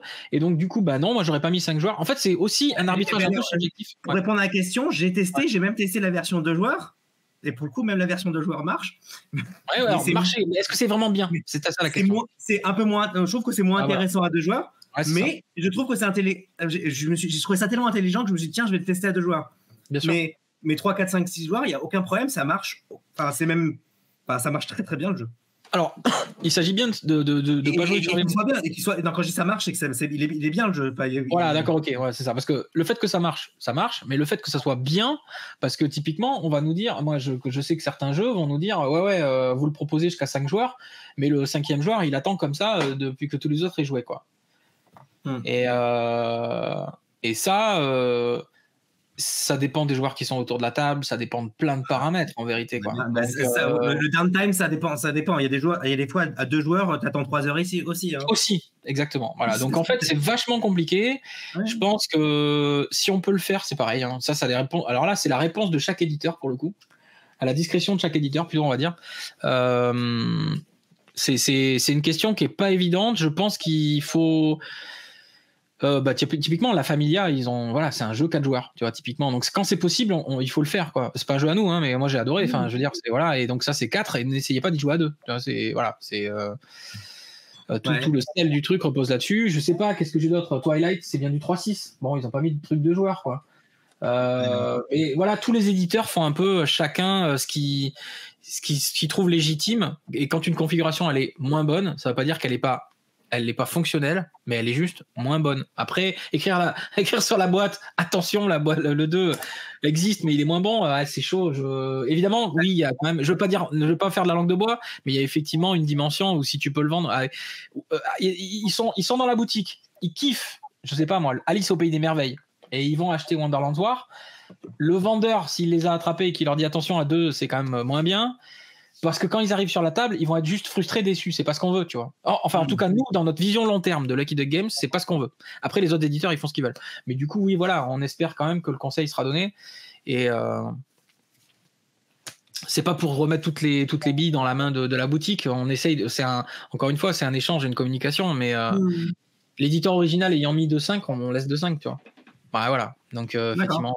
On compte sur la presse pour faire ça. On compte sur la boutique pour faire ça. On essaye de le faire tous. Et après, c'est les choix des éditeurs différents de dire attention, ça marche moins bien. Ou peut-être sur la boîte, ça serait bien de marquer Best at 3-4. Alors, c'est ce que je disais. Ou Plays at, mais sur la boîte même. Best, c'est subjectif, mais ouais, c'est ça. Ouais. Et puis, ouais. Non, mais. Bref. Alors. Ça va peut-être évoluer là-dessus, ouais. Alors, comment vous savez si un jeu va marcher? Combien de boîtes imprimez-vous? Récemment, il y a Wormspam qui n'est pas encore sorti. Ils ont annoncé un tirage initial de 100 000 exemplaires et ils sont déjà en rupture. Est-ce que c'est la même chose pour tous les jeux? Alors, déjà, comment savoir si un jeu va marcher? On a quand même, au bout d'un moment de l'expérience, non, il n'y a pas que le doigt mouillé, mais au bout d'un moment, tu commences à savoir les jeux quand tu y joues, c'est un peu l'évidence. Tu dis waouh, là, il y a un auteur là qui a fait quelque chose là.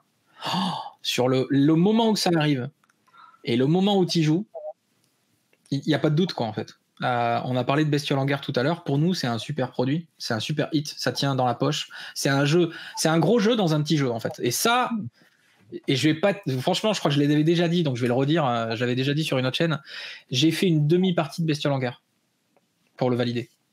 Je dis c'est sûr, c'est bon. En fait, c'est tellement minimaliste et tellement malin sur 6 cartes avec des pouvoirs, machin. Au bout de la deuxième ronde dans une partie complète, j'ai dit on va le faire, c'est sûr, tu vois. Ouais. Et donc on en a fait plein. Alors, donc ça, en gros, c'est l'expérience qui va parler pour savoir si un jeu va fonctionner. Et après, combien on en fait? Ça, par contre, c'est le doigt mouillé. C'est l'expérience de Davy, la discussion, donc notre commercial, qui va avoir la discussion avec nos distributeurs. On s'appuie énormément sur les échanges. Si on peut leur faire tester les jeux aussi, c'est important. C'est vraiment un travail d'équipe que de ne pas se planter du choix du jeu jusqu'à la commercialisation, jusqu'à chez vous, quoi. Quelles sont les tendances? On ne veut pas arriver en face d'un autre jeu qui ferait effectivement des jeux comme ça. C'est un peu ce que j'expliquais tout à l'heure avec entre L99 et la gamme Exceed et Dice Throne, tu vois, typiquement. Voilà, donc essayer de mettre le moins de remparts possible. Et là, tu commences à faire ton calcul au millier d'euros près. Alors maintenant, pour répondre à Wormspan. Wormspan, 100 000 boîtes. Bon, c'est un tirage mondial. Et c'est Stonemaier Games derrière, si je dis pas de conneries. C'est ça. Voilà, ils ont pas mal de recul.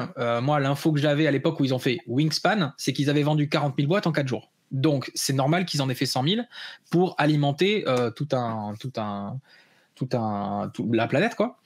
Tout leur circuit de distribution anglophone, en tout cas. Et je sais pas si ça intègre les boîtes françaises. Enfin, s'ils ont groupé... Je crois que ça intègre les boîtes françaises. Hein. Voilà, c'est ça. Donc, il y a peut-être sur la boîte française, je crois que c'est Matago, je suppose qu'ils en ont fait entre 5 et 10. Enfin, voilà, peut-être plus.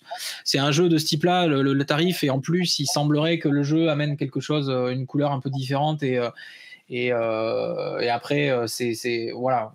À leur place, j'aurais fait ça à peu près. J'aurais fait... probablement entre 7 et 10 000 boîtes sur un jeu comme ça, parce qu'ils ont le succès de Wingspan derrière aussi, et puis ils ont quand même de la commercialisation. Donc on verra, peut-être que les gens de Matago viendront dire que j'ai raconté des conneries. Moi, c'était voilà ce que j'aurais fait, mais ça n'engage que moi, et c'est ça qui est bien. Et tant mieux s'ils en ont fait plus et qu'ils vont se serrer la pince, c'est cool, tant mieux pour eux. C'est des beaux jeux, hein, c'est des jeux qui sont... de toute façon, les jeux de Stonemaier, moi je suis ultra fan de Sith, alors déjà, et de Wingspan, que j'ai là juste derrière moi. Donc, mais c'est les deux, c'est des petites bombes. Donc, je serais pas étonné que Wingspan cartonne. Et donc, ce que tu viens de me dire est totalement, c'est justifié. Je suppose que tu peux pas en faire plus que 100 000 quand même au bout d'un moment. C'est-à-dire que si c'est un four, là, il te reste quand même un gros paquet de boîtes. Donc, attention, quoi. Voilà, c'est ça. Il faut faire attention parce que 100 000 boîtes, c'est quand même beaucoup. Hein. C'est un jugement et une progression aussi toi-même en tant qu'éditeur de du nombre de ruptures que tu as faites en disant, voilà, ce type de jeu, on a fait une rupture, la prochaine fois, est-ce qu'on fait pas un peu plus sur ce type de segment-là? Quelle est la cible? Qu'est-ce qu'on est allé chercher? Et voilà ce qu'on a fait. Et je pense que pour moi, 100 000, c'est très bien. C'est ce que j'aurais fait aussi, compte tenu de ce qu'ils ont fait sur Wingspan avec le recul. Je sais pas le nombre de boîtes qui vendent de Wingspan par an, mais pour le premier tirage. En tout, ils ont fait 2 millions. Ouais, c'est ça. Tu vois, pour le premier tirage, 5%, ça me paraît pas déconnant. Ça me paraît pas déconnant parce que si c'est pas attendu, parce que c'est pas le même public, c'est des dragons, hein, c'est quand même pas la même chose qu'un jeu, c'est pas le même public, donc, c'est un peu plus compliqué. Il est un petit peu plus gamer, exact, ouais, tout à fait. Donc à voir, mais voilà, c'est un mix entre l'expérience et le dos mouillé et les discussions avec les distributeurs et tous les partenaires commerciaux, quoi, finalement. Et c'est comme ça que ça se passe au quotidien. Je peux pas donner plus d'infos parce qu'en fait, s'il y avait une recette magique, je viendrais pas la dire sur votre chaîne, je la garderai pour moi. Mais en fait, en vérité, c'est quand même ça, la sensibilité, l'expérience. Et c'est pour ça qu'il y a des gens qui sont là depuis très longtemps dans le milieu. Je reviens sur tout ce qu'on disait au début de l'émission, des gens qui sont passionnés et qui ont une grande profondeur, une grande connaissance de ce qui s'est bien vendu, pas bien vendu, des cartons et des succès du milieu du jeu de société moderne depuis 25-30 ans. Ça a beaucoup de valeur. Et on a la chance que Davy soit comme ça. Davy, c'est quelqu'un qui joue depuis plus de 25 ans, qui fait du jeu de société depuis plus de 20 ans, 20-25 ans. Donc, il a une perception de ce qui peut fonctionner. En plus d'être un très très bon commercial, il a une finesse, même si ça nous arrivait de nous planter. On se plante pas trop. C'est pour ça que Lucky Duck fonctionne pas trop mal. C'est que justement, on a un regard assez objectif et marié avec l'expérience et marié avec l'historique. Donc, quand tu as tout ça, c'est tout ça qui peut faire que tu te gourres pas trop sur tes produits.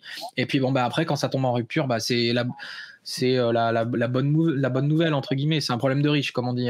C'est-à-dire, il faut que tu réimprimes tout de suite. Malheureusement, c'est rendez-vous dans 6 mois. Ça, par contre, aujourd'hui, Lucky Duck peut pas faire mieux que d'aller plus vite que ça. D'accord. Et du coup, c'est combien on considère qu'une boîte d'un jeu qui a bien marché? Combien c'est, par exemple, d'une Imperium, c'est combien de boîtes en France, combien de boîtes monde, et combien de boîtes vous allez imprimer pour d'une Insurrection? Je pourrais pas répondre à cette question-là. Parce qu'en fait, là, on n'a pas l'autorisation de parler c'est un peu particulier. Donc, je pourrais pas dire. Vous n'avez pas le droit de dire combien de boîtes vous avez vendues? Non. D'accord. C'est particulier. Ouais. Sur ce jeu-là, c'est un peu particulier. Donc, malheureusement, ça sera pas possible. Je sais qu'il y a des gens. Enfin, après, ils ont envie de savoir. Mais oui, c'est un beau succès. Mais c'est un succès mondial, planétaire. Et en fait, comme c'est adossé, on parlait tout à l'heure de Stonemaier Games avec Matago. Eux, ils ont communiqué parce que Stonemaier communique et ils ont décidé de communiquer. Direwolf ne communique pas sur les chiffres de vente d'une Imperium, donc on n'est pas autorisé à le faire, malheureusement. Voilà. Mais c'est un beau succès, ouais. C'est un très très beau succès. Et donc, pour te donner un ordre d'idée, je vais rebondir sur ce qu'on vient de dire sur Wingspan. Quand tu vends comme ça 100 000 boîtes worldwide, c'est un carton. Donc, imagine si tu fais déjà un tiers de ça, t'es plutôt bien. Ça vous donne une idée de ce qu'il faut vendre pour faire un beau succès. D'accord, très bien.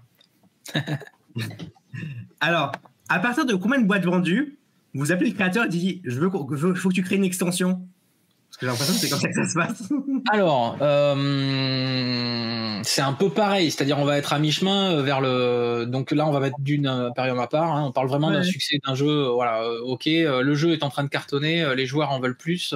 Ça serait bien de faire une extension. Je suppose que quand tu es en train de parler de ton deuxième ou troisième tirage, d'environ, on va dire que dès que tu as passé les 10 000 boîtes, il faut commencer à envisager une extension. Ça va redynamiser le nouveau tirage et ça va continuer de faire parler du jeu sur un jeu qui est attendu et qui s'est bien installé. Entre 7 et 10 000 boîtes, je pense que c'est raisonnable. Peut-être que certains éditeurs trouveront que c'est trop peu, mais qu'il faudra en faire plus, j'entends. Mais ça dépend parce que nous, on est sur le segment des jeux initiés. On demande aux gens 40, 50 euros, 60 euros des fois. Et voilà à peu près les volumes qu'on a. Donc peut-être que certains éditeurs vont attendre beaucoup plus et d'autres beaucoup moins. Mais là, je trouve que c'est un risque un peu plus à prendre. Et ça dépend, voilà. Et en fait, ce qu'on a coutume de dire, c'est qu'il faut que si tu produis une extension, tu fais à peu près 25%, une copie sur 4 ou une copie sur 3 à peu près de ton jeu de base. Sera vendu. J'ai un bon exemple pour nous. On a fait tout de suite Castles of King Ludwig qu'on a sorti en septembre dernier là, avec l'extension. Et on avait fait 3000 boîtes de Castles et on a fait 1000 boîtes de l'extension. Bah, on a vendu tout de suite les 1000 boîtes d'extension avec le jeu.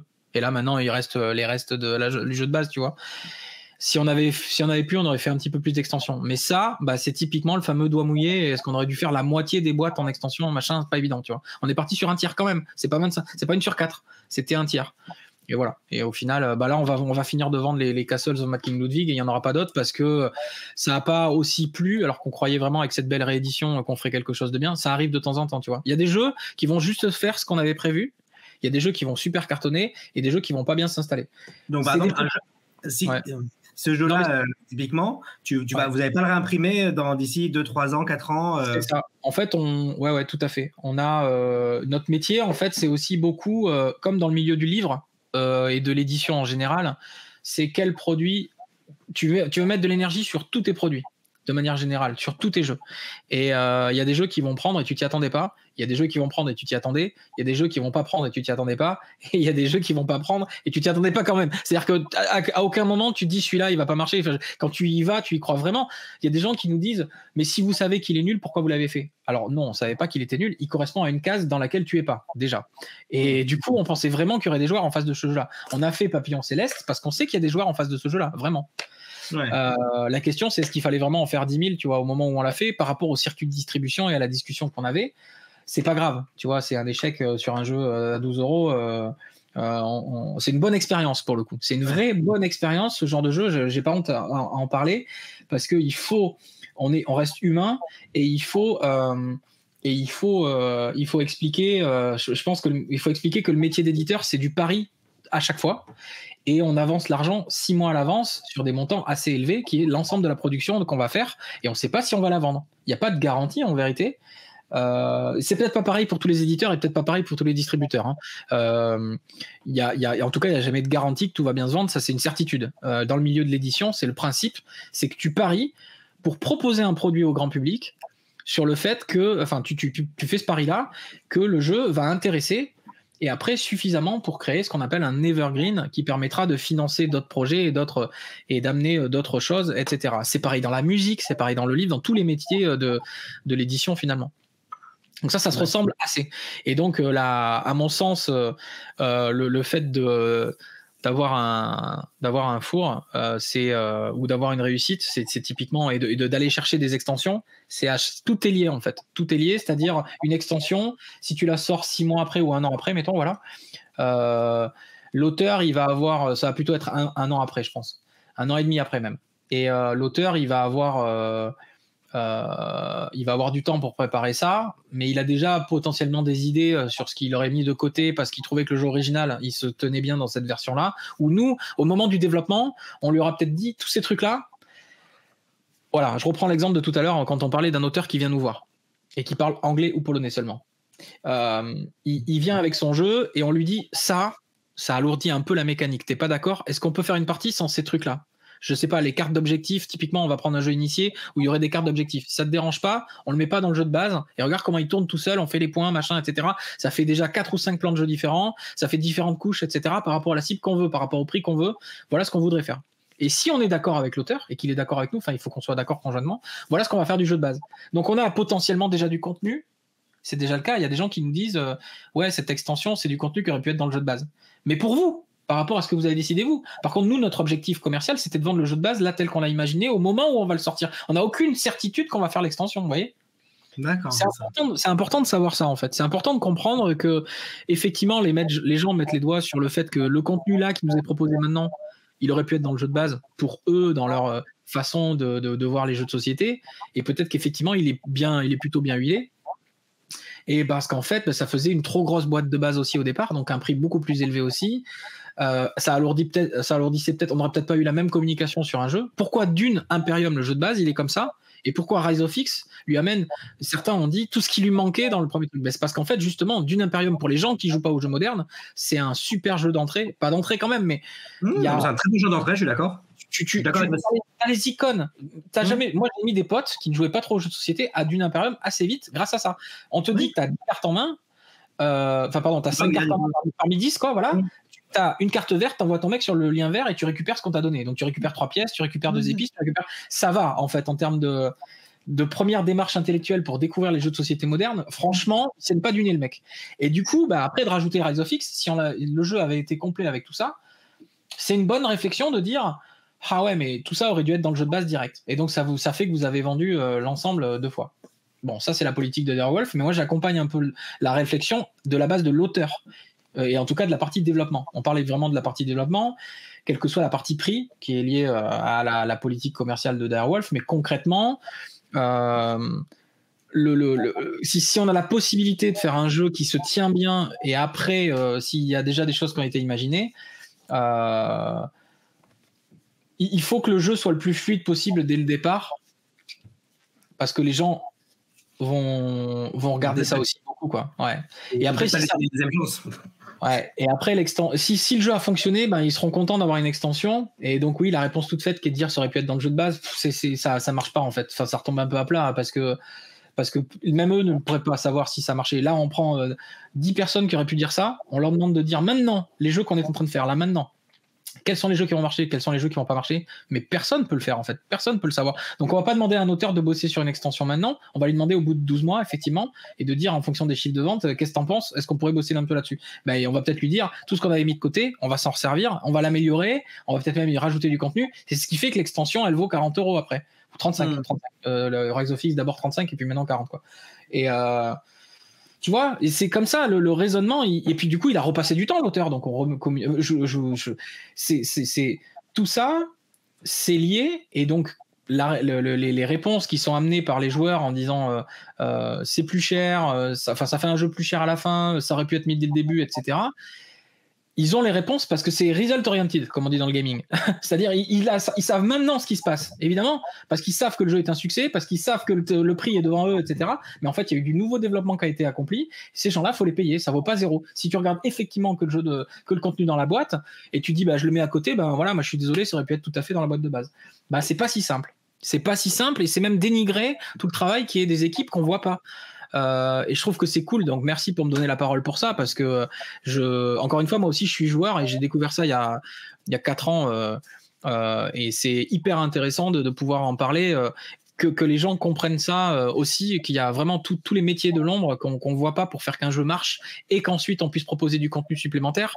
Si tu es un joueur comme ça qui veut ce genre de produit et de contenu, à mon avis ces étapes sont essentielles, de jeu de base et éventuellement extension, parce que le jeu de base il se suffit à lui-même, et ensuite on rajoute les extensions, et après voilà, si tu ne fais que des core box, libre à toi, et si tu fais un jeu complet et que tu veux toute la gamme et que tu es complétiste, libre à toi aussi. Nous on respecte tout le monde. Il n'y a pas de volonté délibérée de virer des trucs qui seraient essentiels à un jeu. On n'est pas con. Enfin, d'une certaine manière, on essaye. Tous les éditeurs font ça. Ils essayent de faire le meilleur jeu possible. Ouais, de faire le meilleur jeu possible dès le départ. Voilà, c'est ça. C'est essentiel de comprendre ça. Voilà. D'ailleurs, c'est même la conclusion. On essaye toujours de faire le meilleur jeu possible dès le départ. On n'a aucun intérêt à mettre des trucs essentiels dans une extension en se disant de toute façon le jeu de base va marcher. Personne ne peut savoir qu'un jeu va marcher à 100%.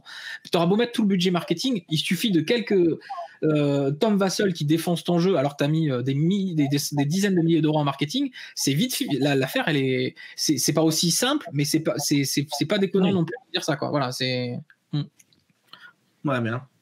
Et c'était vachement intéressant. Merci. Alors j'ai appris des trucs, donc je vais bien. J'espère que les gens aussi, dites-le nous dans les commentaires. Alors, en parlant des extensions, vu le succès de votre 1er avril, la boîte de Destiny's Buffy contre les vampires va voir le jour? Non. Mince, parce que honnêtement, chaque première année. Bon, alors voilà, donc c'est bien le 1er avril. On n'a pas la licence, on marche avec des œufs. Chaque année, on fait un 1er avril, et merci de le relever, c'est super sympa. Chaque année, on fait un 1er avril qui nous tient à cœur d'envoyer. On n'est pas les seuls à le faire, hein, évidemment, de faire un peu rêver les gens et de faire un peu des blagues comme ça. C'est le moment de le faire de l'année. C'est le meilleur moment de l'année pour le faire, voilà. Donc non, on n'a pas la licence Buffy, et du coup le jeu Destiny's Buffy ne se fera pas, mais on regarde quand même d'autres licences, et il y a peut-être un monde où en fait un jour peut-être qu'on fera un jeu Buffy, j'en sais rien. Je sais qu'il y a une grosse communauté. Nello, notre traductrice, elle était hyper déçue que ça soit qu'une blague aussi. Voilà, donc typiquement, c'est chaque année on fait ça. L'année dernière, tu sais, c'était Chronicles of Crime Colombo. Je crois que c'était une des plus grosses publications sur Facebook qu'on avait faites. Voilà. Génial. J'aime pas les jeux d'enquête, là j'ai acheté le all-in. Voilà, t'étais all-in sur Chronicles of Crime Colombo, on est d'accord. Totalement. Et en plus, avec ma sœur qui n'a pas les jeux, elle adore Colombo. Enfin bref. Voilà. Donc non, malheureusement, le 1er avril, vous ferez avoir chaque année. On verra ce qu'on fait l'année prochaine, si on fait le même genre de blague ou si on change un petit peu de braquet. Mais désolé pour les déceptions et les frustrations. On a eu tellement de messages de sympathie et de si, faites-le et tout ça. Rien n'est jamais écrit, ni dans un sens, ni dans l'autre. Là, je vous dis non, ça n'arrivera pas. Mais je vous dis pas à jamais, donc on sait jamais. On capte les signaux et j'ai pas une annonce à vous faire. En fait, si. Enfin voilà, non, c'est sûr que non. Mais peut-être qu'un jour, on essaiera de sortir un jeu autour de Buffy. Ouais. Alors, en parlant des licences, Buffy, Marvel, avec Dice Throne et ça a un prix. Comment vous déterminez si ce montant va générer suffisamment de ventes pour que ça vaille le coup? Alors, les jeux à licence, c'est hyper sensible. Parce que les ayants droit nous attendent au tournant et les joueurs nous attendent au tournant. Donc, tu es au milieu d'un étau qui nous met pas forcément tout le temps à l'aise et qui conditionne pas nécessairement le succès non plus. Bon, là aussi, pas de langue de bois.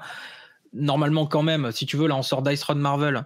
On sait qu'on est plutôt à l'aise dans nos charentaises, mais c'est pas si simple et c'est pas une histoire de pourcentage. C'est plutôt eux qui vont nous dire, là, en l'occurrence, dans la localisation, parce qu'en jeu studio, on n'a jamais fait on a fait un jeu Sherlock qui a pas très bien marché, tu vois, avec la BBC, c'était trop contraint pour pouvoir faire vraiment quelque chose d'intéressant. Donc on va laisser cet épisode de côté, mais dans le cadre de Dune Imperium avec toute la machinerie Legendary Pictures et Direwolf, etc., plus je sais pas, Dice Throne Marvel, enfin voilà. Là, c'est plutôt eux qui vont nous dire voilà ce que ça coûte, est-ce que vous voulez le faire? Et d'ailleurs, j'ai une anecdote là-dessus, hein, les joueurs en ont beaucoup parlé sur Dice Throne Marvel. Nous, on a attendu et on a négocié fort pour pouvoir sortir la boîte de 4 persos de Dice Throne Marvel à 60 €. Parce qu'on estime qu'une boîte de Dice Throne à 2 persos, c'est 30 €. Mais c'était pas ce prix-là. Et il a fallu négocier. Donc il y a toujours moyen, enfin il n'y a pas toujours moyen, mais dès qu'on peut le faire, c'est toujours la réponse que je donne, dès qu'on peut le faire, on va le faire. C'est la même chose que pour Food Chain Magnet en français. Si on peut le faire, on le fera. Et là, vous voyez bien qu'on peut pas le faire parce qu'on a tout tenté. Donc les messages Hunger abusés en mode vous faites chier, vous faites pas les versions françaises, franchement, c'est parce qu'on a tout tenté en fait. Il faut vraiment, en tout cas là pour le coup, je parle de Lucky Duck, c'est qu'on a tout tenté pour essayer de faire plaisir aux joueurs. Donc soyez cool, proposez-nous et faites-nous des suggestions, mais restez cool parce que c'est très difficile d'entendre parfois des messages. Nous, on est un peu armés maintenant sur la branche francophone et je sais que sur les US, ça a été un peu plus dur parce que c'est eux qui se sont pris de plein pied. Pourquoi Food Chain Magnet n'est pas en français? Mais là, dans le cadre de Dice Throne Marvel, c'est nous qui avons négocié fort pour dire non, on ne veut pas sortir ce jeu-là à ce prix-là, donc qui était plus élevé. Parce que sur le marché francophone, on veut les boîtes de Dice Throne Marvel à 60 €. Donc 4 persos à 60 €. Et ben le poids de la licence, ça s'est passé quoi. On a réussi, Roxley a réussi à négocier par rapport au volume qu'on allait proposer. Là pour le coup, il n'y a pas d'expérience qui tienne. Tu peux pas te dire que ça va être un succès, même si tu penses que ça peut jouer. Il y a des jeux, on connaît des jeux à licence qui se sont plantés. Il faut que le jeu soit bon. Là, il n'y a pas de doute là-dessus sur cette communauté-là. Et comme c'est adossé à Marvel, à Dice Throne, bon bah voilà, là on est plutôt confiant. Mais si on sortait de zéro et qu'on faisait un tout nouveau jeu Marvel. On ferait super gaffe quoi, parce que les joueurs, je te donne un exemple, mais si on faisait effectivement Destiny's Buffy, on est très à l'aise sur notre mécanique, mais putain, il va falloir assurer le coup en termes de narratif quoi. Il nous faut vraiment on comprenne. Ah ouais, les refs et tout, c'est ça. Mais même moi en tant que joueur, je veux pas que ça soit foiré, donc on ferait un jeu. Alors je vais pas donner de thématique parce que je risque de me brouiller sur des trucs qu'on est peut-être en train de faire. Mais là en l'occurrence Buffy, il y en a pas, désolé. Mais voilà, effectivement, la base c'est ça, c'est les références en fait. Les joueurs attendent les références. Est-ce que c'est avant, après, pendant ce qui a déjà été écrit? Donc le lore est essentiel, la connaissance du lore et la personne qui va être dédiée au projet sur le plan de la responsabilité éditoriale et narrative, c'est central, quoi. Elle doit nous avoir convaincus sur la connaissance sur le bout des doigts de tous les épisodes et de tout ce qui pourrait être fait sur l'univers étendu, etc. Donc c'est hyper casse-gueule sur Star Wars, évidemment, sur Marvel, évidemment, sur des trucs. Donc c'est voilà. Et après, une histoire de prix à fixer. Nous, c'est plutôt le prix de vente conseillé qu'on regarde. Voilà, tu vois, Dicetron, je t'ai dit, Dicetron Marvel, il fallait que ça arrive à 60 € prix d'atterrissage, et on a réussi à le faire. Et voilà. Et quand on peut, on le fait, quoi. Bah, ça s'enclenche totalement avec la question d'après. Ouais. Quel est l'effet du prix sur la vente du jeu? Est-ce que vous réduisez vos marges pour que ça passe? Ouais, tout à fait. On préfère largement gagner moins, mais vraiment, hein, c'est-à-dire, en tout cas, nous, là, chez Lucky Duck, c'est des choses qu'on va pas hésiter à faire si on trouve que le jeu, il vaut pas ce prix-là en tant que joueur. Voilà, on est vraiment du côté des boutiques et des joueurs, quoi. C'est difficile à prouver juste par rapport à ce que je vais dire, mais j'ai des exemples clairement sur Flamecraft, sur Dicetron Marvel, il vaut pas ce prix-là, on va le faire à 60. Il était à combien au début? C'était quoi? Non, mais là, il est à 60. Donc il serait sorti à au moins 10 ou 15 € de plus, ouais. D'accord, non, mais c'est intéressant. C'est-à-dire, c'est quand même ça du coup, 10 à 15 € de plus avec toute la chaîne de valeur à l'intérieur. La boutique, le distributeur, etc. Enfin, voilà.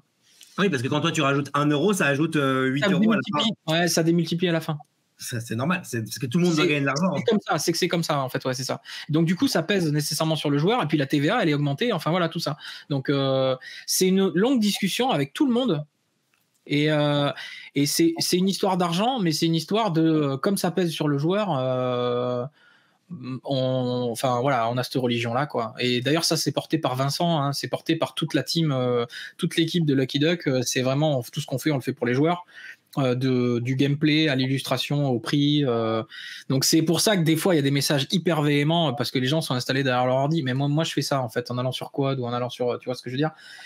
C'est trop facile, alors que les gens après quand ils sont en festival ils viennent nous dire merci pour avoir tenté tel jeu, etc. Bah ouais, mais tu sais pas par quoi on a transpiré parce que on s'est fait défoncer sur tel truc qu'on a essayé de faire au mieux et c'est pas passé en fait, soit leur éditeur original, soit le prix, soit voilà. Et d'autres éditeurs sont dans ce cas-là aussi. Il faut être cool avec le côté humain et je comprends les gens qui ont mis 250 € et par contre qui se sont fait vraiment truffer. Mais quand je dis vraiment truffer, 200, 250 €, 300 € dans un jeu, et que si c'est du délai, c'est du délai. Mais par contre, quand c'est pas conforme, ou pas livré, ou qu'on est vraiment, on revient de loin et tout ça, bon là, ok, je peux comprendre que ça ait attisé les ardeurs. Et moi, j'en fais partie en tant que joueur. Mais je veux pas jeter la pierre, parce que le métier d'éditeur, c'est vraiment, vraiment, à la fois en termes de prise de risque,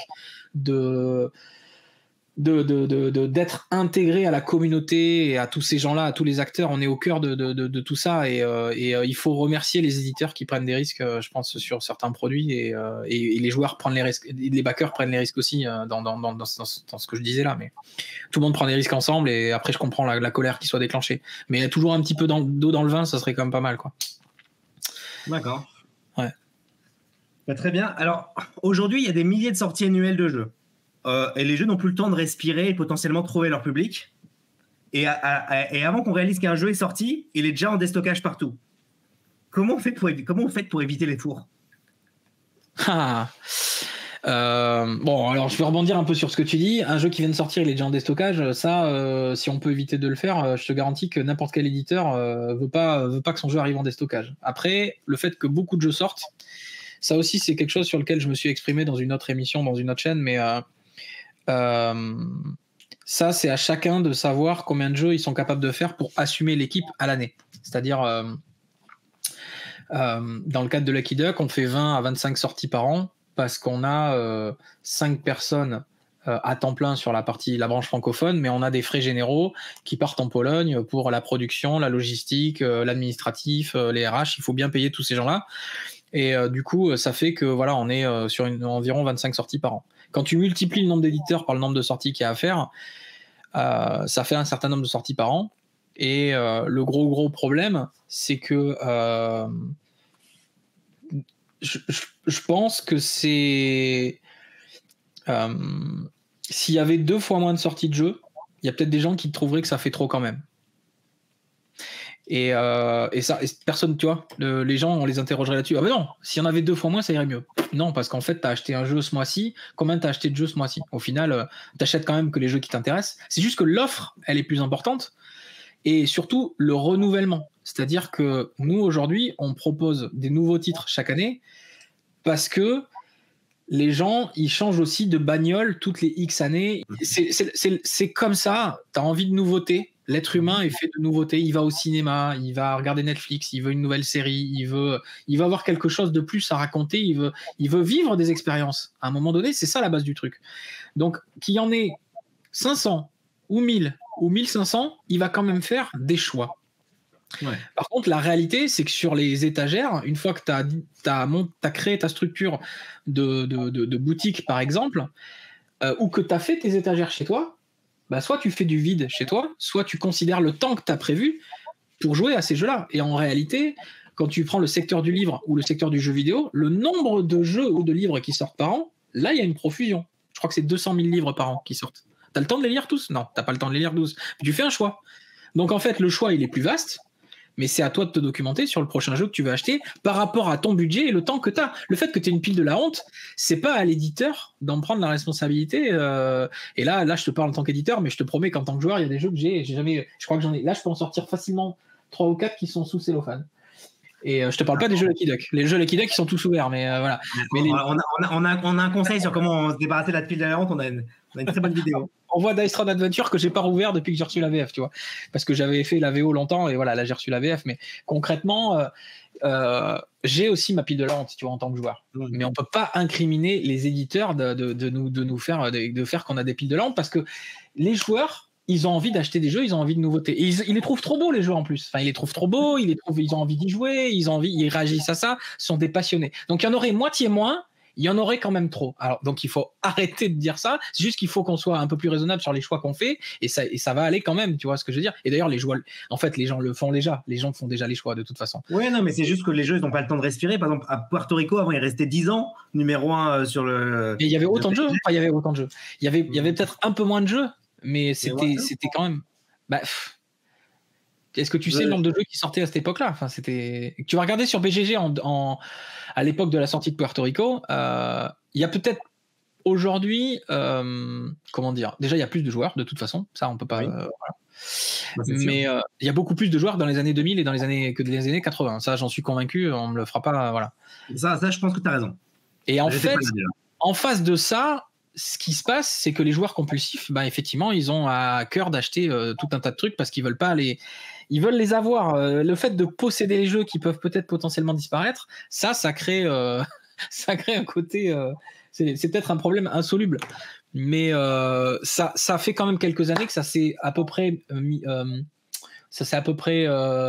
positionné sur une médiane modérée, et en gros on est effectivement sur 1 millier de sorties par an, peut-être un peu moins ces 2 dernières années là. Je crois que on est quand même pas, et notamment les gens de l'Asdor, puisqu'ils ont quasiment tout testé, ils savent à peu près le nombre de jeux qui sortent par an, et peut-être les boutiques aussi, il faudrait les interroger là-dessus. Cette année, le passe-temps, à chaque fois qu'ils montrent un jeu dans leur set dispo, ils mettent un compteur. Okay. Donc à la fin de l'année, on saura combien il y aura de jeux qui sont présentés dans leur set dispo. Parfait. C'est la seule manière de savoir. Ils sont déjà à 200. Rendez-vous en décembre, mais très bien. Enfin, c'est l'exercice concrètement. C'est celui-là qu'il faut qu'on fasse. Mais en vérité, même s'il y en avait 2 fois moins, je te garantis que les gens trouveraient qu'il y en a trop quand même, quoi. Donc, parce qu'ils veulent tout acheter. Et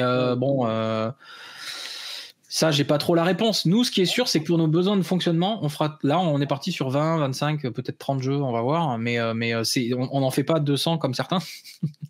Ou en tout cas, non, mais la réalité, c'est que pour faire fonctionner des boîtes comme ça, on est quand même loin du compte par rapport aux jeux vidéo, aux livres. Et le livre, c'est peut-être encore un peu différent pour les fonctionnements, mais voilà, pour faire fonctionner une boîte de jeux de société comme il faut, et pour pouvoir assumer aussi des jeux qui vont pas bien fonctionner, il faut avoir des succès de temps en temps, et donc tout ça fait que nous, on est parti sur ce calcul-là. On est sur une vingtaine de jeux par an, quoi. Et je trouve qu'on bosse pas mal, on bûcheronne pas mal en fait, en vérité. Donc, mais voilà, je sais pas le nombre d'éditeurs qu'il y a en France. J'ai toujours un peu de mal à situer. On m'avait dit 200 à peu près. D'accord. Ça m'avait impressionné ce chiffre aussi. Moi aussi, ouais. Ah ouais. D'accord. Bah, ça, après, il y a tout type de trucs, mais. Et si t'as un autre chiffre, dis-moi, mais moi, on m'a dit Non, dessus. non, j'ai pas un autre chiffre en vérité, non, parce que je connais les plus gros et du coup, je vois à peu près le line-up qui sortent, le nombre de jeux qui sortent par an. Et mais c'est un vrai. Du coup, je pense que ce qu'il faudrait, le passe-temps à côté du nombre de jeux qui vont sortir cette année, il faudrait qu'ils fassent le nombre d'éditeurs qui les ont contactés et on serait pas mal. Ça veut donc dire aussi que dans les 200 éditeurs, non, mais dans les 200 éditeurs du marché francophone, pardon, effectivement, c'est le nombre d'éditeurs qui achètent des jeux en langue française sur le marché francophone. Et là, effectivement, on sera peut-être à 200 en tout. C'est possible. C'est possible. Et donc, c'est ce qui fait qu'il y a 1 millier de jeux. Mais en vérité, sur les étagères des boutiques, de ta boutique locale, t'en vois pas 1000. Je crois pas. On verra bien à la fin de l'année. Mais ils sont à combien, t'as dit là? Ils en sont déjà à 200. Et on est au mois de mars? Ouais. On est au mois d'avril. Avril? Ouais, on sera au mois d'avril. Tu regarderas au moment de publier. Concrètement, ça ferait. Je mettrai le chiffre au moment où je fais le montage. Entre 800 et 1000. On parle bien des jeux de base ou on parle des extensions aussi avec? Toutes les sorties. Donc, je pense qu'il compte les extensions. Super. Donc, ça va répondre à ma question. C'est que pour moi, les jeux de base, il y en a quand même moins. Et donc, ça fait que les gens, ils ont effectivement suffisamment de choix. Si tu es un joueur de jeux initié, déjà, sur la base des jeux de base, tu as viré toute une partie de jeux famille, ambiance, etc. Si tu joues que les jeux experts, c'est encore moins que ça. Par contre, comme les jeux valaient beaucoup plus cher, évidemment, pour pouvoir faire les choix, ça va être plus difficile. Le nombre de jeux experts, il n'y a que Charles de Super Meeple qui doit le savoir. Il faudra l'interroger. Mais c'est un vrai truc. Évidemment, c'est difficile. Est-ce qu'il y a trop de jeux sur les étagères? Oui, par rapport au magasin, il faut qu'ils fassent de la place et il faut aussi qu'ils aient les evergreens. Il faut qu'ils aient les jeux que tout le monde vient chercher dans leur boutique et de temps en temps, il faut un peu de place pour conseiller des nouveaux jeux. Donc, il y a un peu de tout ça. Parce qu'il y a des joueurs qui veulent de la nouveauté, il y a des joueurs qui vont... Qui veulent de la sûreté. Et qui veulent le jeu parce que c'est la première fois qu'ils viennent dans un boutique de jeux de société. Il faut un peu de tout en vérité. Donc, les anciens jeux se mélangent aux nouveautés et après, c'est un mix et une connaissance de ton audience à toi dans ta boutique pour savoir le nombre de jeux que tu veux mettre, quoi. Et après, sur tes étagères, tu gardes tes jeux préférés et puis tu joues au jeu de la pile de la honte une fois par mois. Voilà, c'est ce qu'il faut essayer de se dire. Exactement. Ou dès qu'ils arrivent, c'est ça la solution. Il faut lire les règles et tout. Alors, j'ai une question. C'est quoi tes rapports avec les youtubeurs, instagrammeurs et autres influenceurs? Alors nous, on a un échange assez ouvert par rapport à la proposition de contenu qu'ils nous font et aujourd'hui, la façon de bosser avec eux, c'est essentiellement par mail et de temps en temps par téléphone ou par formulaire interposé. Je fonctionne beaucoup par formulaire, c'est-à-dire qu'ils me répondent ou ils me font leur demande de service presse, de copie presse, et parce qu'ils ont identifié un jeu qui pourrait intéresser leur communauté, en bien ou en mal, pour pouvoir dire voilà les points négatifs, les points positifs d'un jeu, parce que moi je considère qu'il n'y a pas de mauvais jeu aujourd'hui sur le marché. C'est très très rare un très mauvais jeu. Par contre, il y a des jeux qui correspondent à une audience et donc il faut absolument identifier les points qui ne sont ni positifs ni négatifs, qui sont juste voilà de quoi le jeu est fait. Et si t'aimes pas le chaos, faut pas le prendre parce qu'il y a des dés, ou alors il y a des dés mais en fait ils sont mitigables, et d'expliquer au mieux quelqu'un qui ferait une review comme ça, ça c'est le genre de c'est très satisfaisant pour moi. Quel que soit le partenaire presse, quelqu'un qui va aller au cœur de la mécanique, de dire après mon avis à la fin et de dire mon avis par rapport à ce jeu-là parce que vous connaissez mon profil de joueur et voilà, mais qui a quand même pris le temps de bien expliquer de quoi a été fait le jeu. Voilà, ça c'est pour moi c'est la meilleure review et donc youtubeurs, influenceurs, que ça soit un peu sur Instagram, un peu sur Facebook, des blogs également, des sites web spécialisés et moins spécialisés. On travaille de plus en plus avec la presse mainstream. C'était une des parties de mes missions aussi chez Lucky Dog, d'essayer de développer toute la presse quotidienne régionale. On a des articles de Destiny dans La Voix du Nord par exemple. Tu vois, je sais pas dans quel coin de la France tu es, mais moi c'est une fierté voilà, d'avoir donc La Voix du Nord, donc d'avoir non mais si demain ça parle de jeux de société dans les radios mainstream et dans la presse mainstream et tout ça ou sur la télé, c'est encore mieux. Enfin voilà, du moment qu'ils arrêtent de parler des jeux classiques par opposition et qu'ils arrêtent de dire le mot qui dilute, il faut leur expliquer qu'on dit des gros joueurs parce qu'on est gros. C'est ça qu'il faut dire. Mais voilà, voilà à peu près comment on fonctionne avec la presse. On a des échanges professionnels et on regarde. Moi, je qualifie beaucoup en fonction de l'audience et de la demande. Je réponds pas à toutes les demandes par la positive. Donc eux, après, ils vont se procurer le jeu avec leurs propres moyens. Et puis après, ils indiquent. Dans la plupart des cas, ils indiquent qu'on leur a transmis une copie presse. Ça se passe plutôt pas mal, je pense. C'est juste qu'effectivement, à certains moments, les gens vont dire ouais, mais on dirait que les jeux Lucky Duck ils sont tous bien. Bah, c'est parce qu'en fait, déjà, j'ai un peu fait mon boulot, c'est-à-dire de sélection, de trouver en face de quel. C'est pour ça que tu n'as pas reçu Papillon Céleste, Jean-Charles. C'est parce que c'est pas ton audience, tu vois. Désolé. Hein. C'est pour ça. Moi, je le voulais. Moi, il a l'air cool. Il y a des papillons dessus. Et du coup, quand tu fais un peu ce travail de qualification, bah, effectivement, normalement, en fonction de l'audience qui vous suit et que vous connaissez, parce qu'on en aura parlé, voilà, tu vas me dire, moi, dans votre line-up, ces jeux-là, dans votre catalogue, ces jeux-là, je veux vraiment les traiter. Et après, peut-être qu'il ne te plaira pas. Et après, t'en parles ou t'en parles pas. Mais si tu as décidé de plus l'as reçu et que tu as décidé de ne pas en parler, bah, y a moins de jeux Lucky Duck qui vont apparaître sur l'ensemble des médias, qui ne plaisent pas trop parce que bah, vous n'aurez pas décidé d'en parler. Moi, je bloque jamais personne. Vous pouvez totalement dire ce que vous voulez sur nos jeux. On est très à l'aise. Il y a pas de, j'ai jamais bloqué personne. J'ai juste, quand c'est pas argumenté, ça me pose juste un problème. Et je reviens vers la personne, mais je reviens pas sur ce qu'elle a écrit. Elle écrit ce qu'elle veut dans n'importe quel média, magazine, papier, YouTube, influence, Instagram, ce que tu veux. À partir du moment où c'est argumenté. Et après, voilà, quelqu'un qui a vraiment kiffé son expérience, bon, bah, ça c'est évidemment le plus facile, mais quelqu'un qui n'a pas aimé du tout et qui l'explique comme il faut, c'est donc pas un jeu pour lui. Et si l'audience qui le suit, il faut pas qu'il soit frustré. Encore une fois, c'est le raisonnement, c'est les joueurs. Et il faut pas que vous soyez frustré au moment où vous allez acheter le jeu, vous allez dépenser de l'argent pour acheter un de nos jeux. Si vous devez être frustré et que ça n'a pas apporté l'expérience, bah vous aurez la possibilité de le revendre, mais c'est pas le but. Le but, c'est que vous soyez éclaté par rapport à ce que l'influenceur que vous suivez, le partenaire presse que vous suivez, vous aura dit, moi, le jeu, il m'a vraiment plu. Et d'habitude, il se trompe pas, vous avez les goûts en commun. Bah là, la mission, elle est accomplie, quoi. Et du coup, c'est comme ça que je fonctionne, quoi. J'essaye d'envoyer aux bonnes personnes les bons jeux, ce qui fait qu'à la fin, bah, normalement, bah, ouais, tous nos jeux sont cool. Du coup, ouais, tous nos jeux sont cool, quoi. Ouais, c'est comme ça. D'accord. Et ça t'arrive de payer des vidéos ou des posts? Oui. Dans quel cas? Ça serait quoi des montants? D'ailleurs, on n'a pas reçu notre dernier virement. N'hésitez pas à nous donner de l'argent sur Ko-fi, hein, les gens qui nous regardent. Pas vrai? Je pourrais pas répondre à toutes les questions parce que ça n'attrait pas qu'à nous, mais effectivement, oui, il y a des collaborations commerciales qui sont mises en place par rapport au statut professionnel de tel ou tel partenaire presse. Mais c'est pas lié qu'à YouTube, hein, il n'y a pas que ça, mais effectivement, il y a des acteurs qui ont tendance à se professionnaliser et qui demandent et avec qui on va avoir une contrepartie pour la réalisation de la vidéo, quoi. Mais ça, c'est vrai dans tous les marchés et c'est vrai pour tous les éditeurs. Donc, je suis assez voilà. Mais par contre, je vais pas donner les tarifs des gens. Ça me regarde pas. Donc voilà. Enfin, je veux dire, ça se fait pas, quoi. Mais voilà. Mais effectivement, oui, il y a ça par rapport à la professionnalisation, la qualité de production, les heures passées pour faire un contenu de qualité, c'est des choses qui commencent à se faire et qui sont demandées. Moi, je trouve que le modèle de s'appuyer à 100% sur les éditeurs est peut-être une erreur.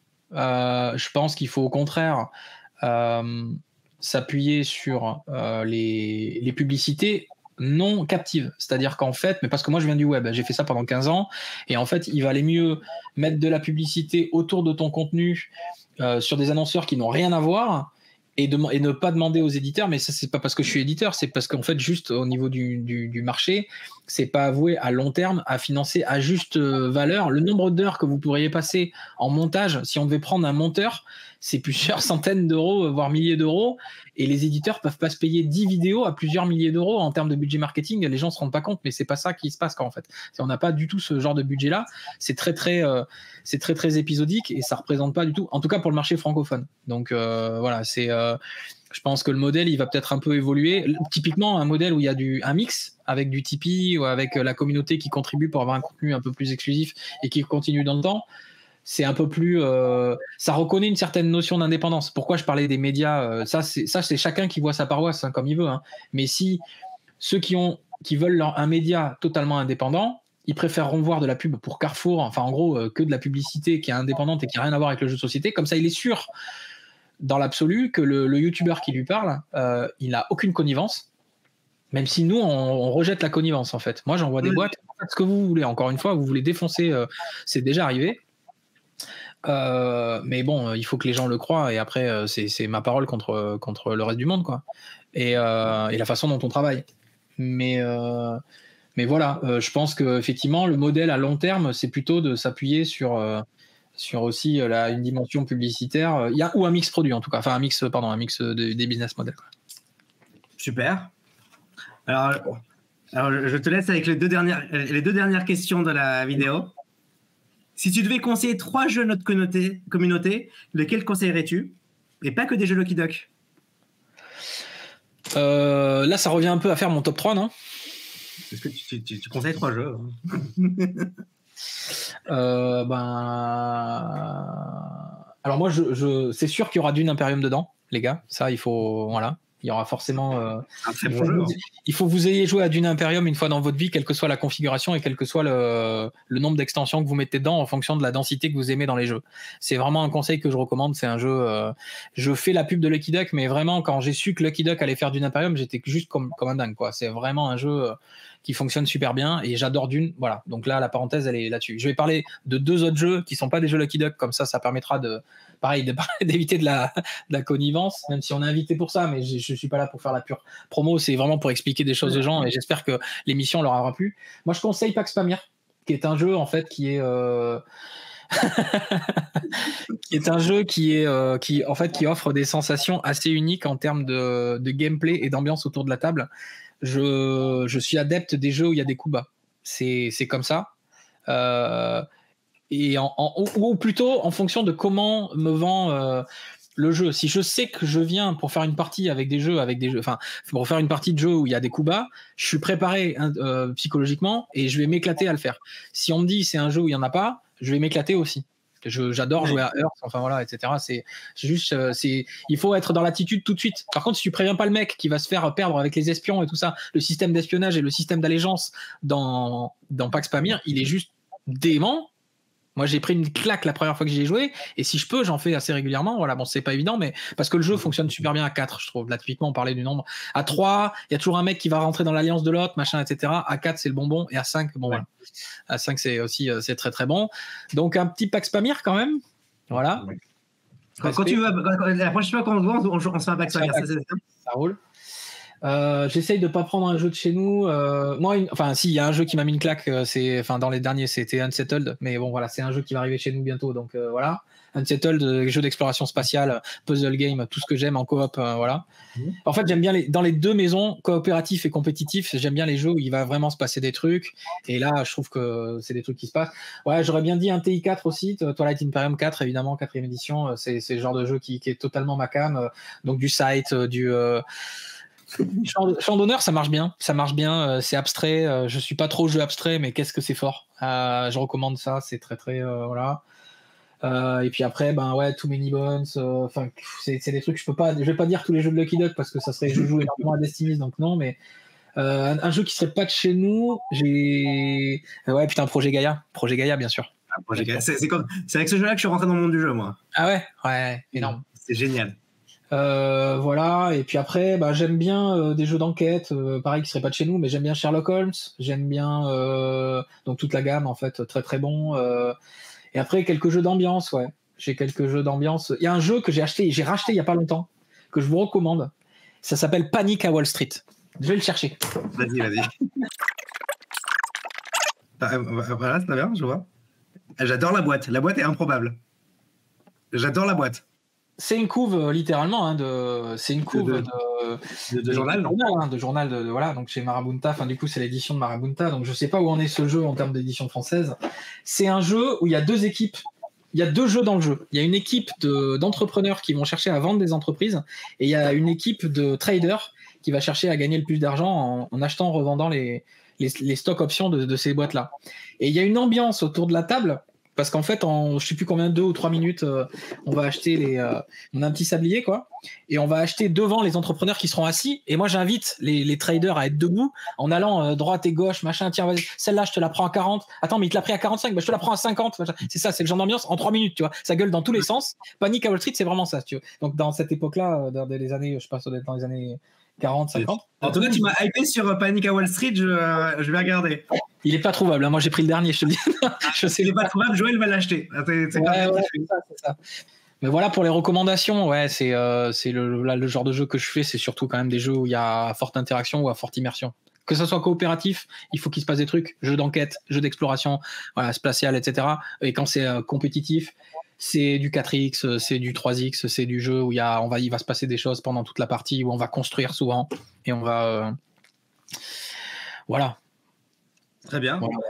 Et est-ce que tu veux laisser un conseil que tu veux laisser pour notre communauté? Une bouteille à la mer, quelque chose que tu veux dire?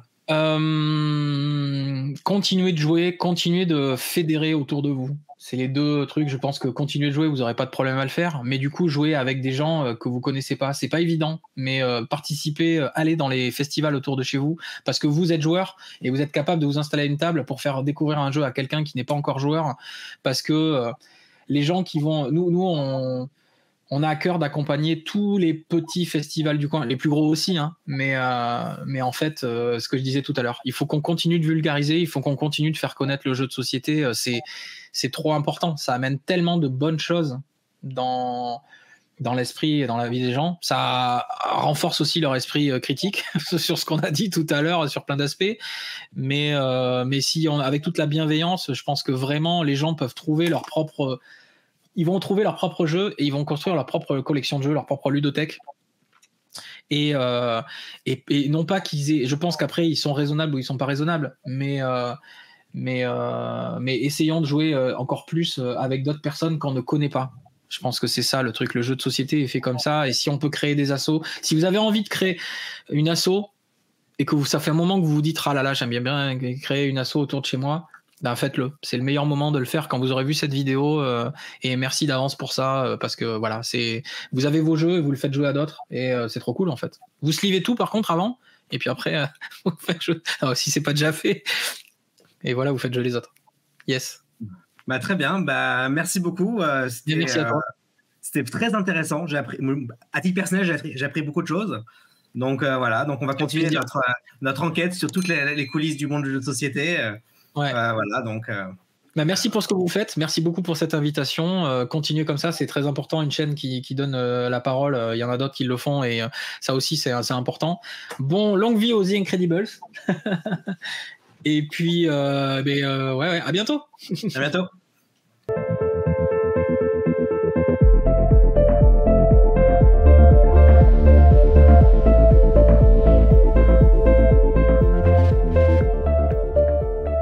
Parfait. Bah, merci. Non, mais j'ai bossé les questions. Hein. C'est bien. Ça va être intéressant, je pense. J'essaye.